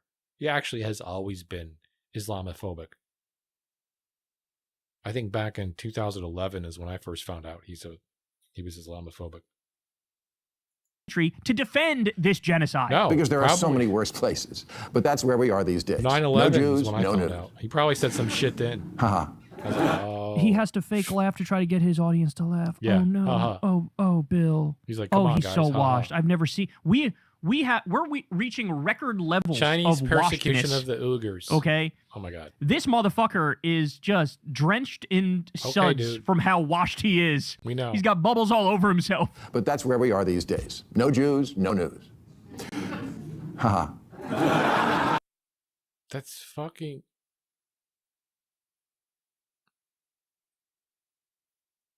That's actually anti-Semitic. He may not know it. Look at Kyle cringing. Yeah. Like, what is this grift? Who's his audience? It has to be everyone that doesn't like Trump. He's waiting. Just like Tucker. Him and Tucker are going for the same audience. It's going to be the disgruntled Trump voter. When Trump finally passes away, that's going to be like, fuck, J.D. Vance? Oh my God. But China, Russia. And they're going to go, oh, you know what? We're going to vote for this dumbass Democrat who's actually a fucking right-wing Nazi. Whoever that ends up being. The Sudan, Iran, Myanmar. Myanmar? You can't even say the fucking name of the country right, you can. bitch. Also, note something here. This is a total non sequitur because plenty of the people who've criticized the Israeli genocide have criticized human rights abuses elsewhere. right? They try to do this on Ilhan Omar. Why are you singling out Israel? Meanwhile, cut to multiple times she said it and multiple times she tweeted about all of the crimes of Saudi Arabia. Like, no, you motherfuckers are just liars. This is just pure whataboutism. Time and place. What about this other thing? Okay, well, We're people talking have about criticized something that. else right now. Okay, well, why Shut don't you up, criticize right? that more or something? Like, what is this? It is literally defense for a genocide is what it is. Congo, North Korea, all way worse. And that No, it's him getting paid. He's getting paid, boys. 1, 2, 3, 4 times. He's got that. He's got 30 grand coming from this show at least. Come on, bro. AIPAC probably paid him $1 million for this show. Like, there's so much AIPAC propaganda in this speech that he probably had AIPAC write the speech for him. And then he's like, yeah. He's like, to his speech writers, he's like, yeah, take this AIPAC speech and make it funny. And then they did that. that's how you know it's Literally how it literally, I can hear the words echoing in my head. And that's what they did. I swear to God. anti-Semitism. Bill, we don't arm and fund most of those countries. That's why we are much more morally responsible for what Israel does and much more morally responsible for what Saudi Arabia does. We arm these countries. We fund these countries. These are our allies. We have sway over these countries. We can get policy changes from them. That's why people focus more on them. Oh my God, I hate this man so much. He's so dishonest. He's so dishonest. He's such a... Right, exactly like Kyle says. Oh, that's just something you're going to bring up, Bill? Oops. Boomer. It's condescending liberal boomers like this that are fucking ruining it for the rest of you. Just remember that. If you've got a dad that's like Bill Maher, or a friend, or a young guy that's trying to be like Bill Maher, set him straight. This is the shit that's gotten us where we are right now. I've seen this forever. Bill Maher types, they're a dime a dozen. These guys exist. He is role-playing a certain person. Fucking liar. He's just a liar. Like, you should be fired for this. This is so dishonest. You should be fired for this. Do you understand that, Bill? It's the inconsistency. No. People talk about Jews. Not only is he not getting fired, but he's getting that AIPAC money. He's getting that moolah. I don't think they like me very much. Yeah. These days, like something out of Stormfront. Except it's not Stormfront. It's an editor from the American Prospect, which is a venerable liberal publication that launched the careers of journalists like Ezra Klein. And yet no one blinks when one of their editors says, Israel is a brainwashed, psychopathic death cult that might need to be nuked to save the human race. People say the left... Does he think his little lip pop is funny?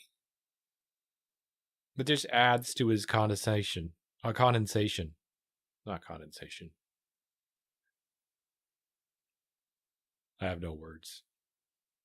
Left and the right can't agree on anything these days? Well, there is this one thing they agree on.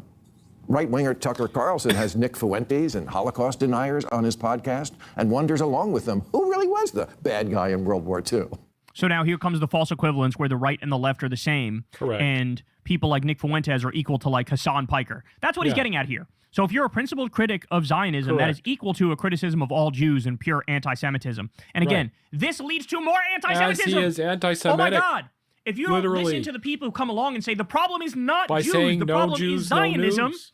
well That then is you are literally helping to foster anti-Semitism. He It's said like that. Netanyahu going out there every day going, we are committing all these war crimes for Jews. We are doing this genocide for the Jews. This is the Jews doing it. The Jews, the Jews, the Jews. People look at that and go, okay, I guess I'll take him at his word for it. Whereas it's only leftists who are responsible enough to go out there and tell the truth that, no, there's many anti-Zionist Jews who are leading the charge against the criminal ideology of Zionism. And, literally. You know, since they're leading the charge, the problem is obviously not innate in being a Jewish person. The problem is the ideology of Zionism. It's an ethno-supremacist ideology. Correct. And you're trying to conflate shit. And by the way, can we be honest here for a second? Israel absolutely is a psychopathic death cult. I'm not saying they should be nuked, but they're definitely a psychopathic death cult. They just are. I mean, you have to actually give a shit about information, right? And when you look at the data, you look at the information. Like, I remember covering the numbers. I forget the exact numbers, but it was something to the effect of like the majority of radical Zionists, Israelis supported. Talk to one of them about it. Basically, Ask them ethnic a couple cleansing, questions. like going into a Palestinian village, killing everybody and stealing all the land, genocide and ethnic cleansing. Right? It was like 80% supported this illegal war against they Iran. Call Palestinians I'm sorry, animals. it is true to say that Zionists are not like us. They're not. Like, violence is baked into the ideology in the same way that violence was baked into Nazism. It's just a fact. And, you know, you can deny that all you want, but the data doesn't give a shit. And this is a guy who loves to pretend to care about data until it's inconvenient. Then it's just everybody's an anti-Semite. Fuck you. Of course. Super leftist Hassan Piker, who they call a progressive mind, and who says Zionists should be treated the same as Nazis. Fact. They should. They should. The whole idea of Zionism is, this is not a country, this is not a state with equal rights. That's the whole idea. There's first-class citizens and second-class citizens, maybe even third-class citizens. We don't believe in equality. We don't believe in secularism. We don't believe in democracy. Those are three things, Bill Maher, you pretend to believe in until it comes to one country. And you exempt them. You say you're allowed to do and say whatever the fuck you want. You're allowed to have an apartheid system. That's what an apartheid system is. Thank you, sir. You can't say, I believe in those things, but then when a country disregards those, you still suck them off endlessly. That's ridiculous. Yep. Now, this is where Bill Maher would say, well, you don't hold any of the Muslim countries to these standards. For shit sure we fucking do. Of course, I think Saudi Arabia shouldn't be a theocracy. Of course, Saudi Arabia should also be a secular democracy with equal rights. I think every country should be a secular democracy with equal rights because I actually believe in those principles and those ideals, unlike you. Which I assume means hung at Nuremberg. That's what progressive is now? I guess so. The kids are sure into it. They went nuts last year at Coachella for Kneecap. That's the name of an Irish rap group, as if Ireland hasn't suffered enough. Why is that funny? Well, yeah. The reason that the Irish have solidarity with Palestine is because they were suppressed similarly. Very similarly. Hello? Hello? Does no one not know Irish history? God, this guy's an idiot. He gets paid so much fucking money. I wish I could be paid to say other people's jokes. Someone writes for me jokes and I say them online. Come on. Their stage set is a sign that. I'll take your job, Bill. I'll take your job, Bill. I'll bet you I can come up with better jokes than this, and not drag the left under the fucking bus. Okay, I bet you I could. Says fuck Israel.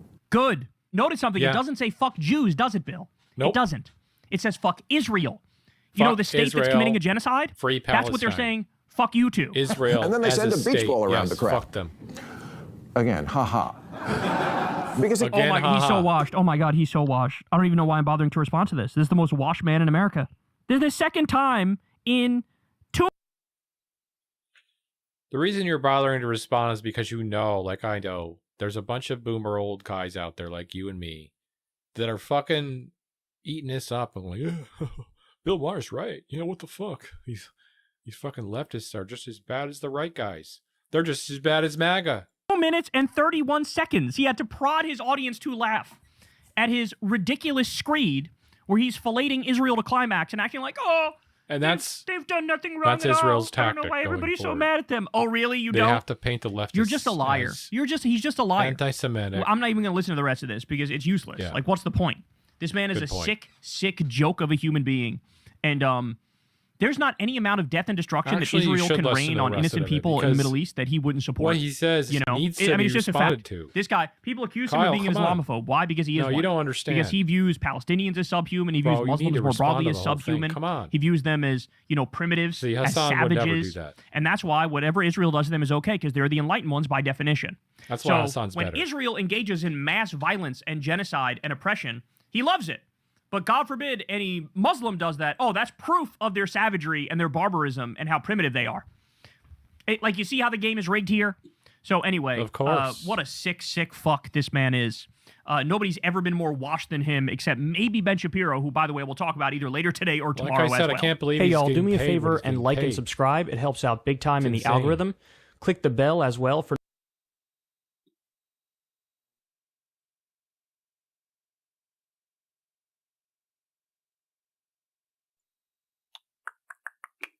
Huh? The fuck? Thought I had another video. That's it. That might be it, folks.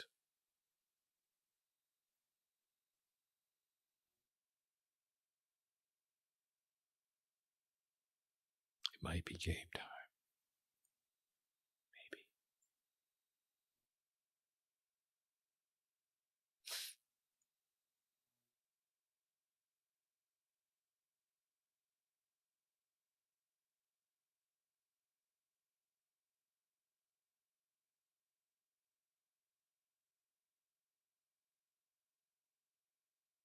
It's pretty good. There's a lot of background noise. Not gonna lie.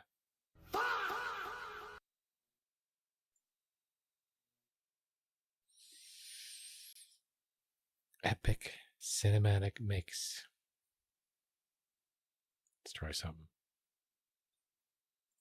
Just wanna. So we're going to A3. I'm gonna just 0.2. That's right. Yeah. That's fucking right.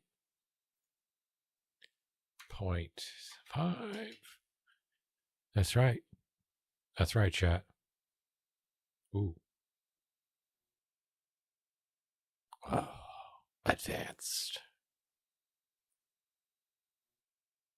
Is it 1 millisecond? Let's try 1. Okay. Check.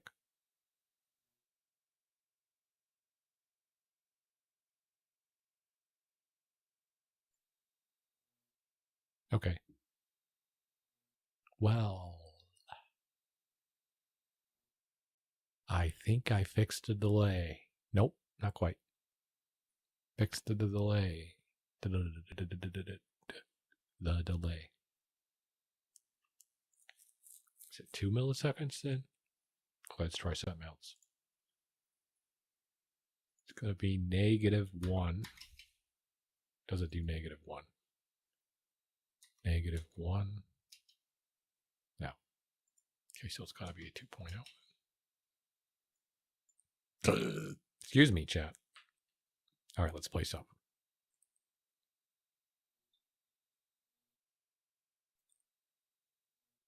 One more video. One more video.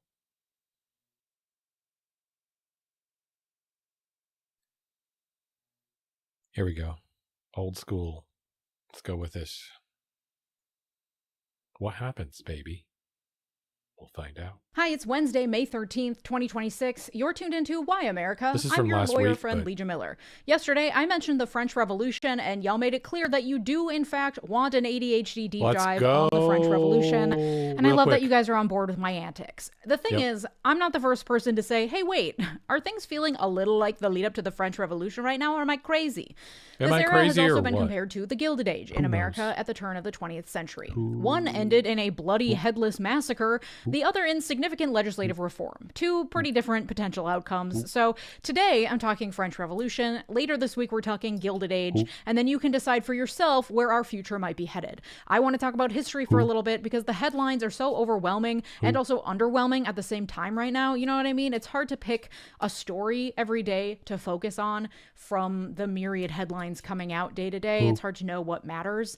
So I am disengaging for this week and just focusing on history for fun. Of course, history is not a means of foreseeing the future. We love to look at the past and say, well, this, and this happened, so the same will happen here. I really can't believe that I can tell the difference between 1 millisecond and 0.2 milliseconds. The ears are quite amazing. That's not really how things work. History doesn't repeat itself, but it definitely does rhyme fucked up. sometimes, but usually in unexpected and hard to predict ways. And what's Right, cool is because that it's- we it are looks writing sorta history like every it, single day. but it's So not the just because same. something went one way Right, in the chat? past, we aren't doomed to let history repeat itself. We can do what we can to work against it. I just wanted to preface this whole thing with that, lest ye think I'm telling you that by the end of this we'll have brought back the guillotine or something. This is just a fun That's not the historical point. thought exercise. It's also not a Right. treatise on the French Revolution. Obviously, this is a 20-minute video on the internet. Actual treatise. tomes have been written We don't for expect a 250 treatise. years about the French Oh, and there's Revolution. plenty And of the videos ADHD already fueled on deep YouTube. dive you could do is truly endless on this subject. Right. And to this day, historians debate about the true causes of the revolution and how to interpret it. A few sources you might peruse if you would like to go Maybe. down that rabbit Just hole maybe. further It was after this aliens. video are Season 3 of Mike Duncan's Revolutions podcast, The Oxford History of the French Revolution by William Doyle, or you can try an older classic book, The Ancien Regime and the Revolution by Alexis de Tocqueville. Oh, yeah, okay, that's those a are all good my disclaimers. recommendation. Let's I've get never into it read and that, take but- it way, way back to the 1780s. So even though everything seems really bad, one thing is still really, really good. Bread. I'm thrilled to say that my partner on today's video is Wild Grain, the first Oh, baked come from on. frozen subscription box. You get Fucking free croissant with the whole the new bourgeoisie class, Baked made us. up of She estate was the baked us clergy, the second with that estate ad. was the nobles, and the third estate got was baked literally into the everyone bread. else. So like 95% of France's literally got baked population into was the in bread, the dude. third estate. For a long time, it was virtually impossible to move between estates. However, by Right. the 1700s, increased trade and manufacturing meant that a number of members of the third estate had increased their economic standing and entered the new bourgeoisie class. And peasants also aspired to throw off the last vestiges of the feudal system, own their land outright, and then all of them Yeah, aspired this is to what- greater political power This is and what influence. Marx was talking Part of this about. is also because of increased literacy and education and a Right. lot of exposure People to got Enlightenment smarter, they needed philosophers better like pay. Descartes, John Locke, Montesquieu, La, la, la. Voltaire, and Rousseau. Rousseau proved to be one of the more influential figures, and his ideas about equality, freedom, and the sovereignty of the people put a lot of pesky little ideas in the heads of the Third Estate. At the same time, economic uncertainty, starting in the Third Estate? 1770s, spurred on, Yes, especially sir. by various factors in the New World. The French support of the American Revolution cost France a lot of money. Plus, they had the 7 Years' War before that and the French and Indian War before that. France was the 7 most Years' War? populated country in Europe at the time, so all of these More issues history. Bring compounded it. when in 1788, much of the country experienced catastrophic crop failures at a time when the system was under greater stress from the massive population. France was home to about 20 million people, the vast majority of whom lived in the countryside. It was, Most lived at or below subsistence levels, crazy, experiencing daily apparently. poverty and just barely able to feed their families and exchange their work for a place to live and food to eat. This is how it was for most of the Middle Ages. And the the difference in government? the 1700s was that increased trade, especially with the New World, meant that capitalism had begun infiltrating into the lives Correct. of It even the was peasants. feudal. Cities were even worse, where work was hard to come by and disease meant shorter lifespans for inhabitants. Due to this widespread poverty, historians estimate about 90% of the peasant class lived at Yeah, and that's the other reason people lived in the country, because they didn't want to get the plague. or below Right. subsistence level. The main staple in most people's diets was bread, Bread. classic peasant food. Bread dependency meant that fluctuation in grain prices due to figured that crop one out. failures had She's funny. cataclysmic consequences across the country. On top of like, that, a lot of I'll have to nobles add for in the bread. second estate were broke as fuck, and so they started intermarrying with the bourgeoisie of the third Oh, no. estate because Not the they were the ones bourgeoisie who and had an the actual peasants. income, creating grayer lines between What the are we gonna formerly do? firmly established societal order. In order to try to rebalance the economy and settle France's debts, the king's finance minister called an assembly of the nobles and a few representatives of the bourgeoisie to propose a tax on the privileged classes, classes which historically had been exempt from taxes. When that didn't work, they decided to call an estates general, a meeting of all three estates, something that hadn't been attempted since 1614. They met in Versailles in 1789. Immediately, they were divided over whether to vote by population or by hierarchy, because of course the third estate would have far more power if just population numbers were counted, whereas Of the course. smaller first and second estates What? were accustomed to having ultimate say in matters of rules. That's crazy. When they reached an impasse, the third estate broke off and created its own national assembly. Royal officials Oh. locked them out of the meeting rooms, and so Of the third course they estate did. went to the king's indoor tennis court and swore course the they did. tennis court oath, promising to write France a new constitution. When the king found out about it, he decided to tell the clergy and the nobles to join in this new assembly so that they also played a role in the writing of the new constitution. But at the same time, he didn't actually want any of that to be happening. So he started separately gathering the troops in order to break up the National Assembly. But turns out everyone knew about the drama unfolding in Versailles because of the pesky press freedom that the king had opened up a few months earlier. People had If only the king hadn't have done that. been revolting because of the economic crises for at least a year at this point. And when they found out that the king, who lived lavishly and spent irresponsibly while they starved, was attempting to overthrow the representatives of the Third Estate, that was the final straw in a mounting list of failures and grievances. On July 14th, 1789, just over 2 months after the Estates General had convened in Versailles to try to peaceably find a solution to the debts and write a new constitution, a mob of rebel Parisians stormed the Bastille, a medieval fortress on Paris's east side that was used, among other things, as a prison for political dissidents and was seen as a symbol of monarchical tyranny. And in the countryside, peasants began organizing and rising up against the lords who owned their land and collected taxes from them. By August, the National Constituent Assembly had abolished the feudal system and published the Declaration of the Rights of Man and of the Citizen, a sweeping and, at the time, radical document proclaiming the rights to liberty, equality, property ownership, and the right to resist oppression. That's right. Their orders made more than half the adult male population in France eligible to vote, whereas before, the power was concentrated in the hands of the 2 to 5% of the population that were clergy or nobles. Was a big deal. The lands of the Roman Catholic Church, which owned about 10% of all land in France, were nationalized Right, and they're like, the plebs can't own land. No. in order to pay off the public debt and redistribute property to the bourgeoisie and peasant landowners. This was also an attempt to de-Christianize France, one that backfired pretty catastrophically, especially among Christian peasants whose whole way of life kind of revolved around the church. An attempt was made to create a political system where the legislative and executive roles were shared between the king and the National Assembly, but King Louis XVI was unwilling to compromise on his power. In June 1791, he attempted to flee France, but was caught and forcibly brought back to Paris.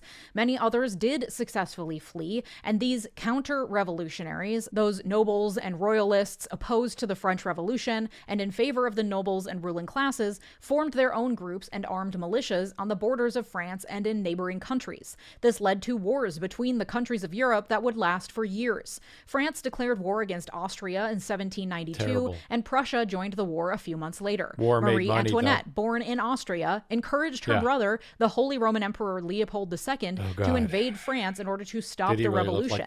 When the revolutionaries in Paris discovered this royal betrayal, they imprisoned the royal family, and they massacred the imprisoned noble and clergy members in Paris as well.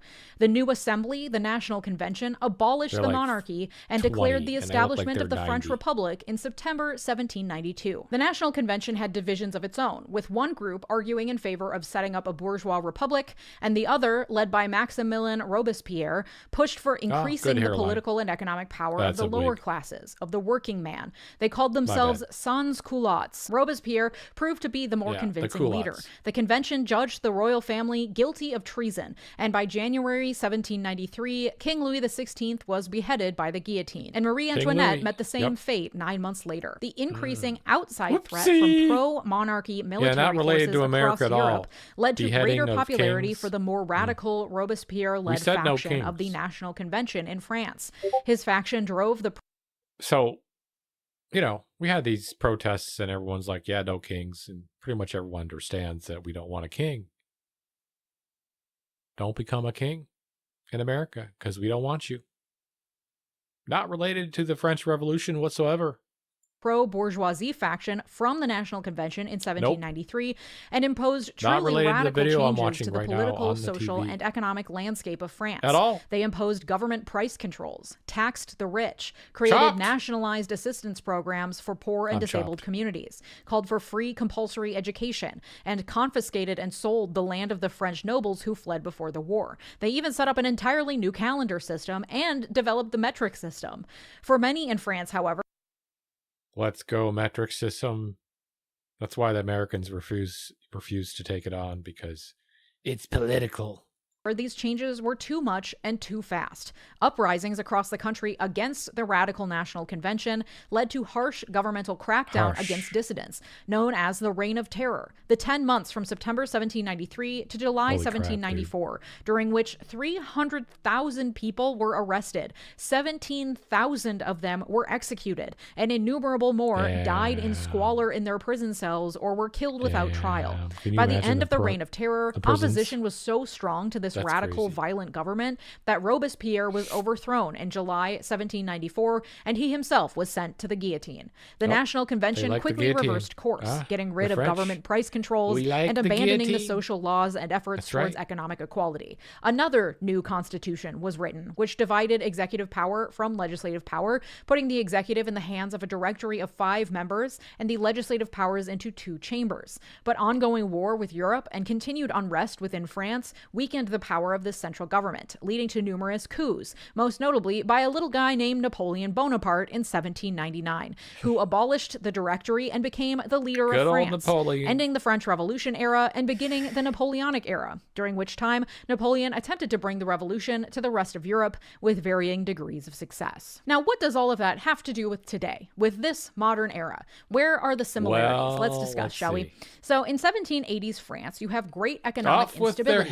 due to issues with trade, issues with crops and agriculture, and significant cultural unrest because of the growth of the middle class, of manufacturing, and the expansion of capitalism into more people's everyday lives. They may want to take it back. You also have increased exposure to new Enlightenment ways of thinking, but no one could really afford anything, while the wealthiest people had all the money and power. You also had numerous wars across the globe, leading to significant national debt. Was bad. That's a lot of similarities. Today, we have 50 years of the neoliberal experiment of fucking around coming to a head, entering its finding out era, with extreme wealth inequality and large numbers of people barely scraping by, while the power, political influence, and money all rises to the top 1%. You have extreme economic turmoil, spurred on not only from 50 years of neoliberalism and monopolization, but also the COVID pandemic and a 30% cost of living increase in the last few years. It is a deterrent. Believe me, when billionaires hear about guillotines, they start to pay attention. Seriously. That incomes never caught up with. Couple that with the revolutionary advancement in AI in an extremely short period of time, leading to a panic of people thinking that it's going to take their jobs, or even worse, completely decimate the planet, either through the coming artificial general intelligence or, more likely, through the environmental destruction that AI will cause. Add on to that the creation of social media, especially TikTok, and the short-form content model, which means more people are exposed to more information more easily, leading to the creation of factions, but also the greater dissemination of more and more radical information, but also the greater dissemination of different political modes, different ways of thinking, different ways of forming a government. At the same time, there is a dramatic breakdown of trust in institutions. We no longer believe that the Supreme Court can make logical and unbiased decisions. Media has conglomerated to the point that it's exclusively owned by evil, maniacal Lex Luthor types. The DOJ is exclusively going after enemies of the president while letting actual literal insurrectionists go free. Congress has completely abdicated all of its power in the name of allowing the executive branch to walk all over it, and the executive branch is dominated by unelected fringe lunatics who don't represent the will of anyone. That being said, there are many important ways in which 1780s France is very different from 2026 United States, obviously. The key areas where I think this is true is in our form of government and our economy. While yes, I think more and more people are being exposed to the ideas of communism, Marxism, socialism, especially democratic socialism, none of these ideas are as revolutionary as the Enlightenment was in Europe at that time, because they've been around for a while. We've known about them for a while. Democratic socialism is an accepted style of government in numerous countries in Europe. The French Revolution was inspired in part by the revolution in the United States, and both created or attempted to create constitutional democracies or republics that had never existed before. They were completely new experiments, inspired by this revolutionary new thought brought about in the Enlightenment thinking. I don't think we have something that new or different or radical that I'm seeing being proposed by the people who want to see change happen in this country. Socialism, communism, everyone disappearing into the woods to live in communes off the land in harmony with one another. It's all been attempted before in some form or another. None of this is a new invention of the 21st century. Odds are that even if there was some sort of revolution in the United States, that the fundamental form of government wouldn't change as drastically as France did from a monarchy to a republic, and so quickly. Let's talk economic system. We are absolutely going through economic shocks right now. People are uncomfortable. The way we do work has dramatically and completely changed over the last 50 years. That's right. This MAGA 2.0. We're going to take over Safeway. It's a communist utopia. We bought Safeway. It's now government run. Also Whole Foods. Texaco, now run by the government.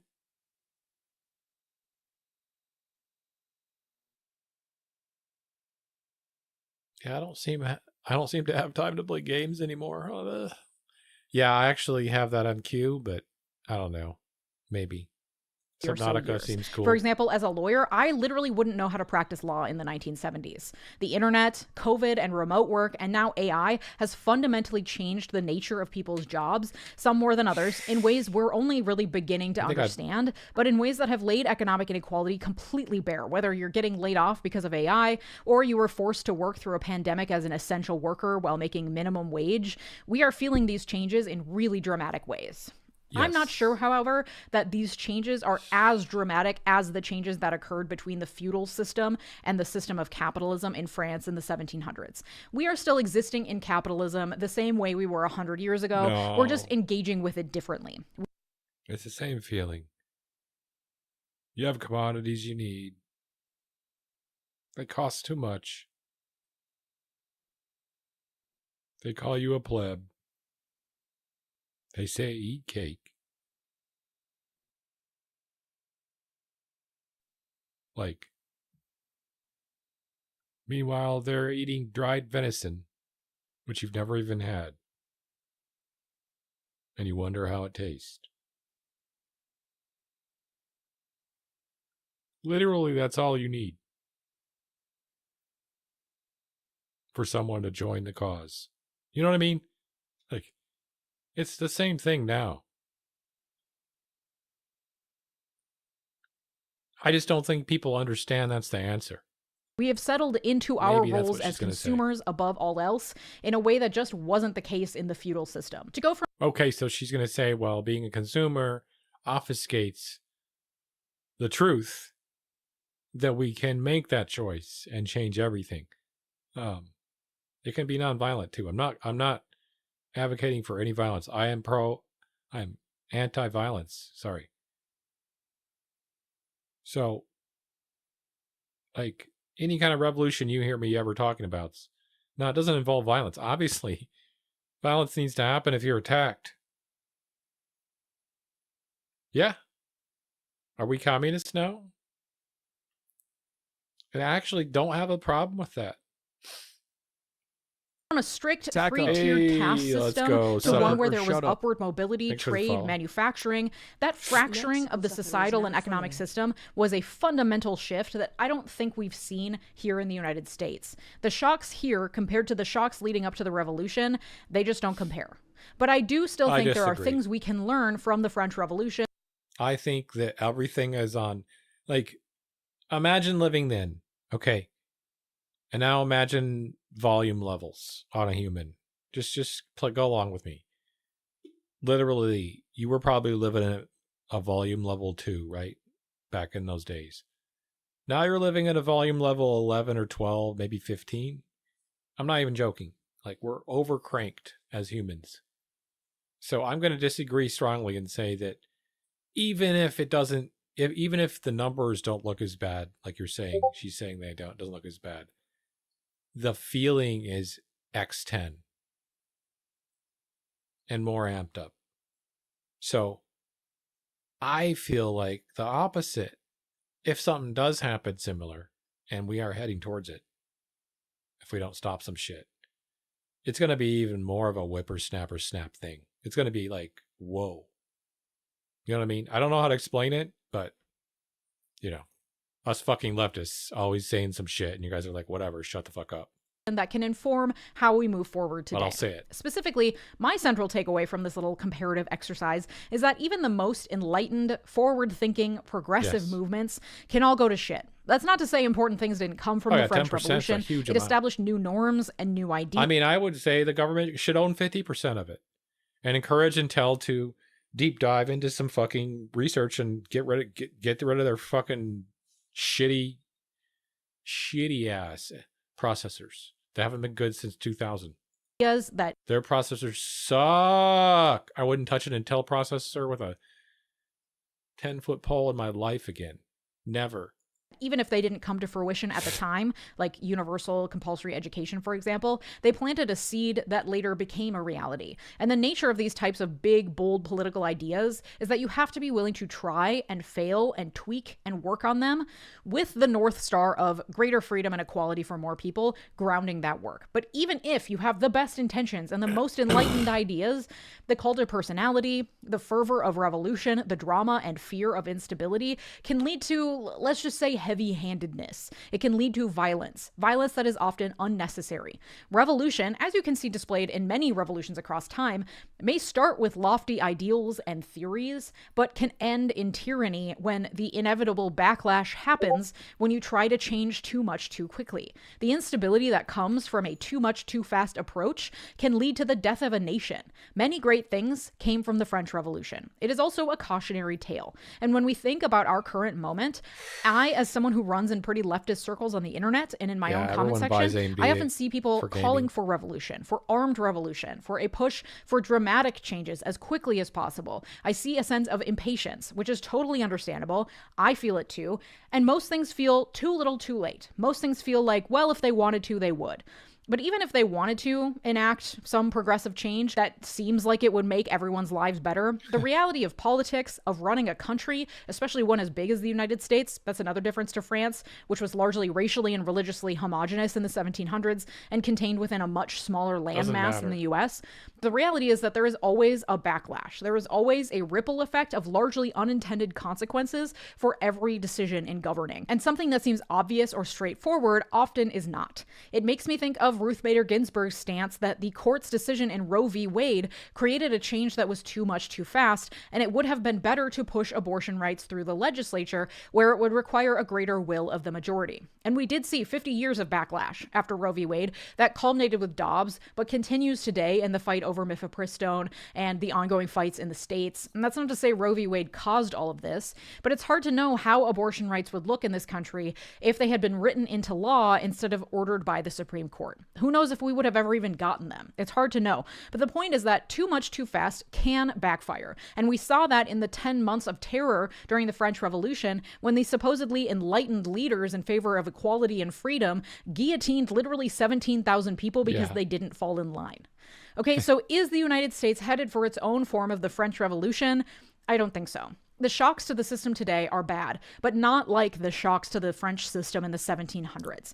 And as a pacifist, personally, I'm okay with that. Though, as my video from earlier this week discussed, that doesn't mean we won't see continued political violence. The people are mad and they need an outlet for that anger. But I'm not sure that it's going to rise to the level of a full-blown bloody revolution. Tune in later this week for a Yeah. Try 4 more years of fucking MAGA rule and see what happens. 6 more years of that. If we lose. Yeah, you know, I heard it. I heard some good stuff about that. Discussion on the Intel has a couple of W's, but I would argue over the last 10 days has more W's.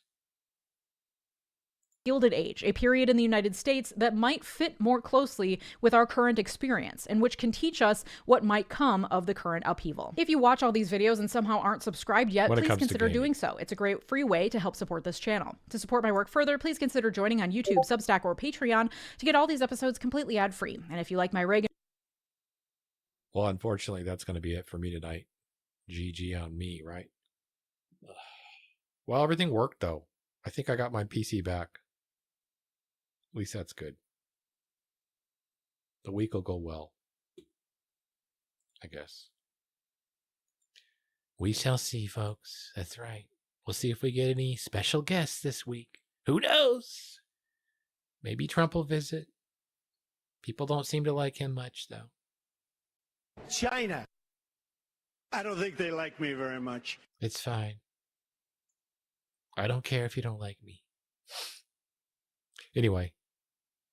Hasta mañana. It'll be a fucking Tuesday. That's right.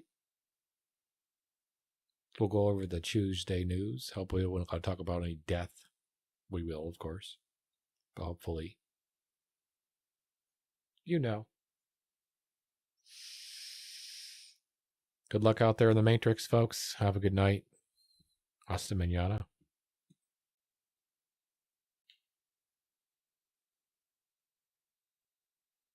That's right.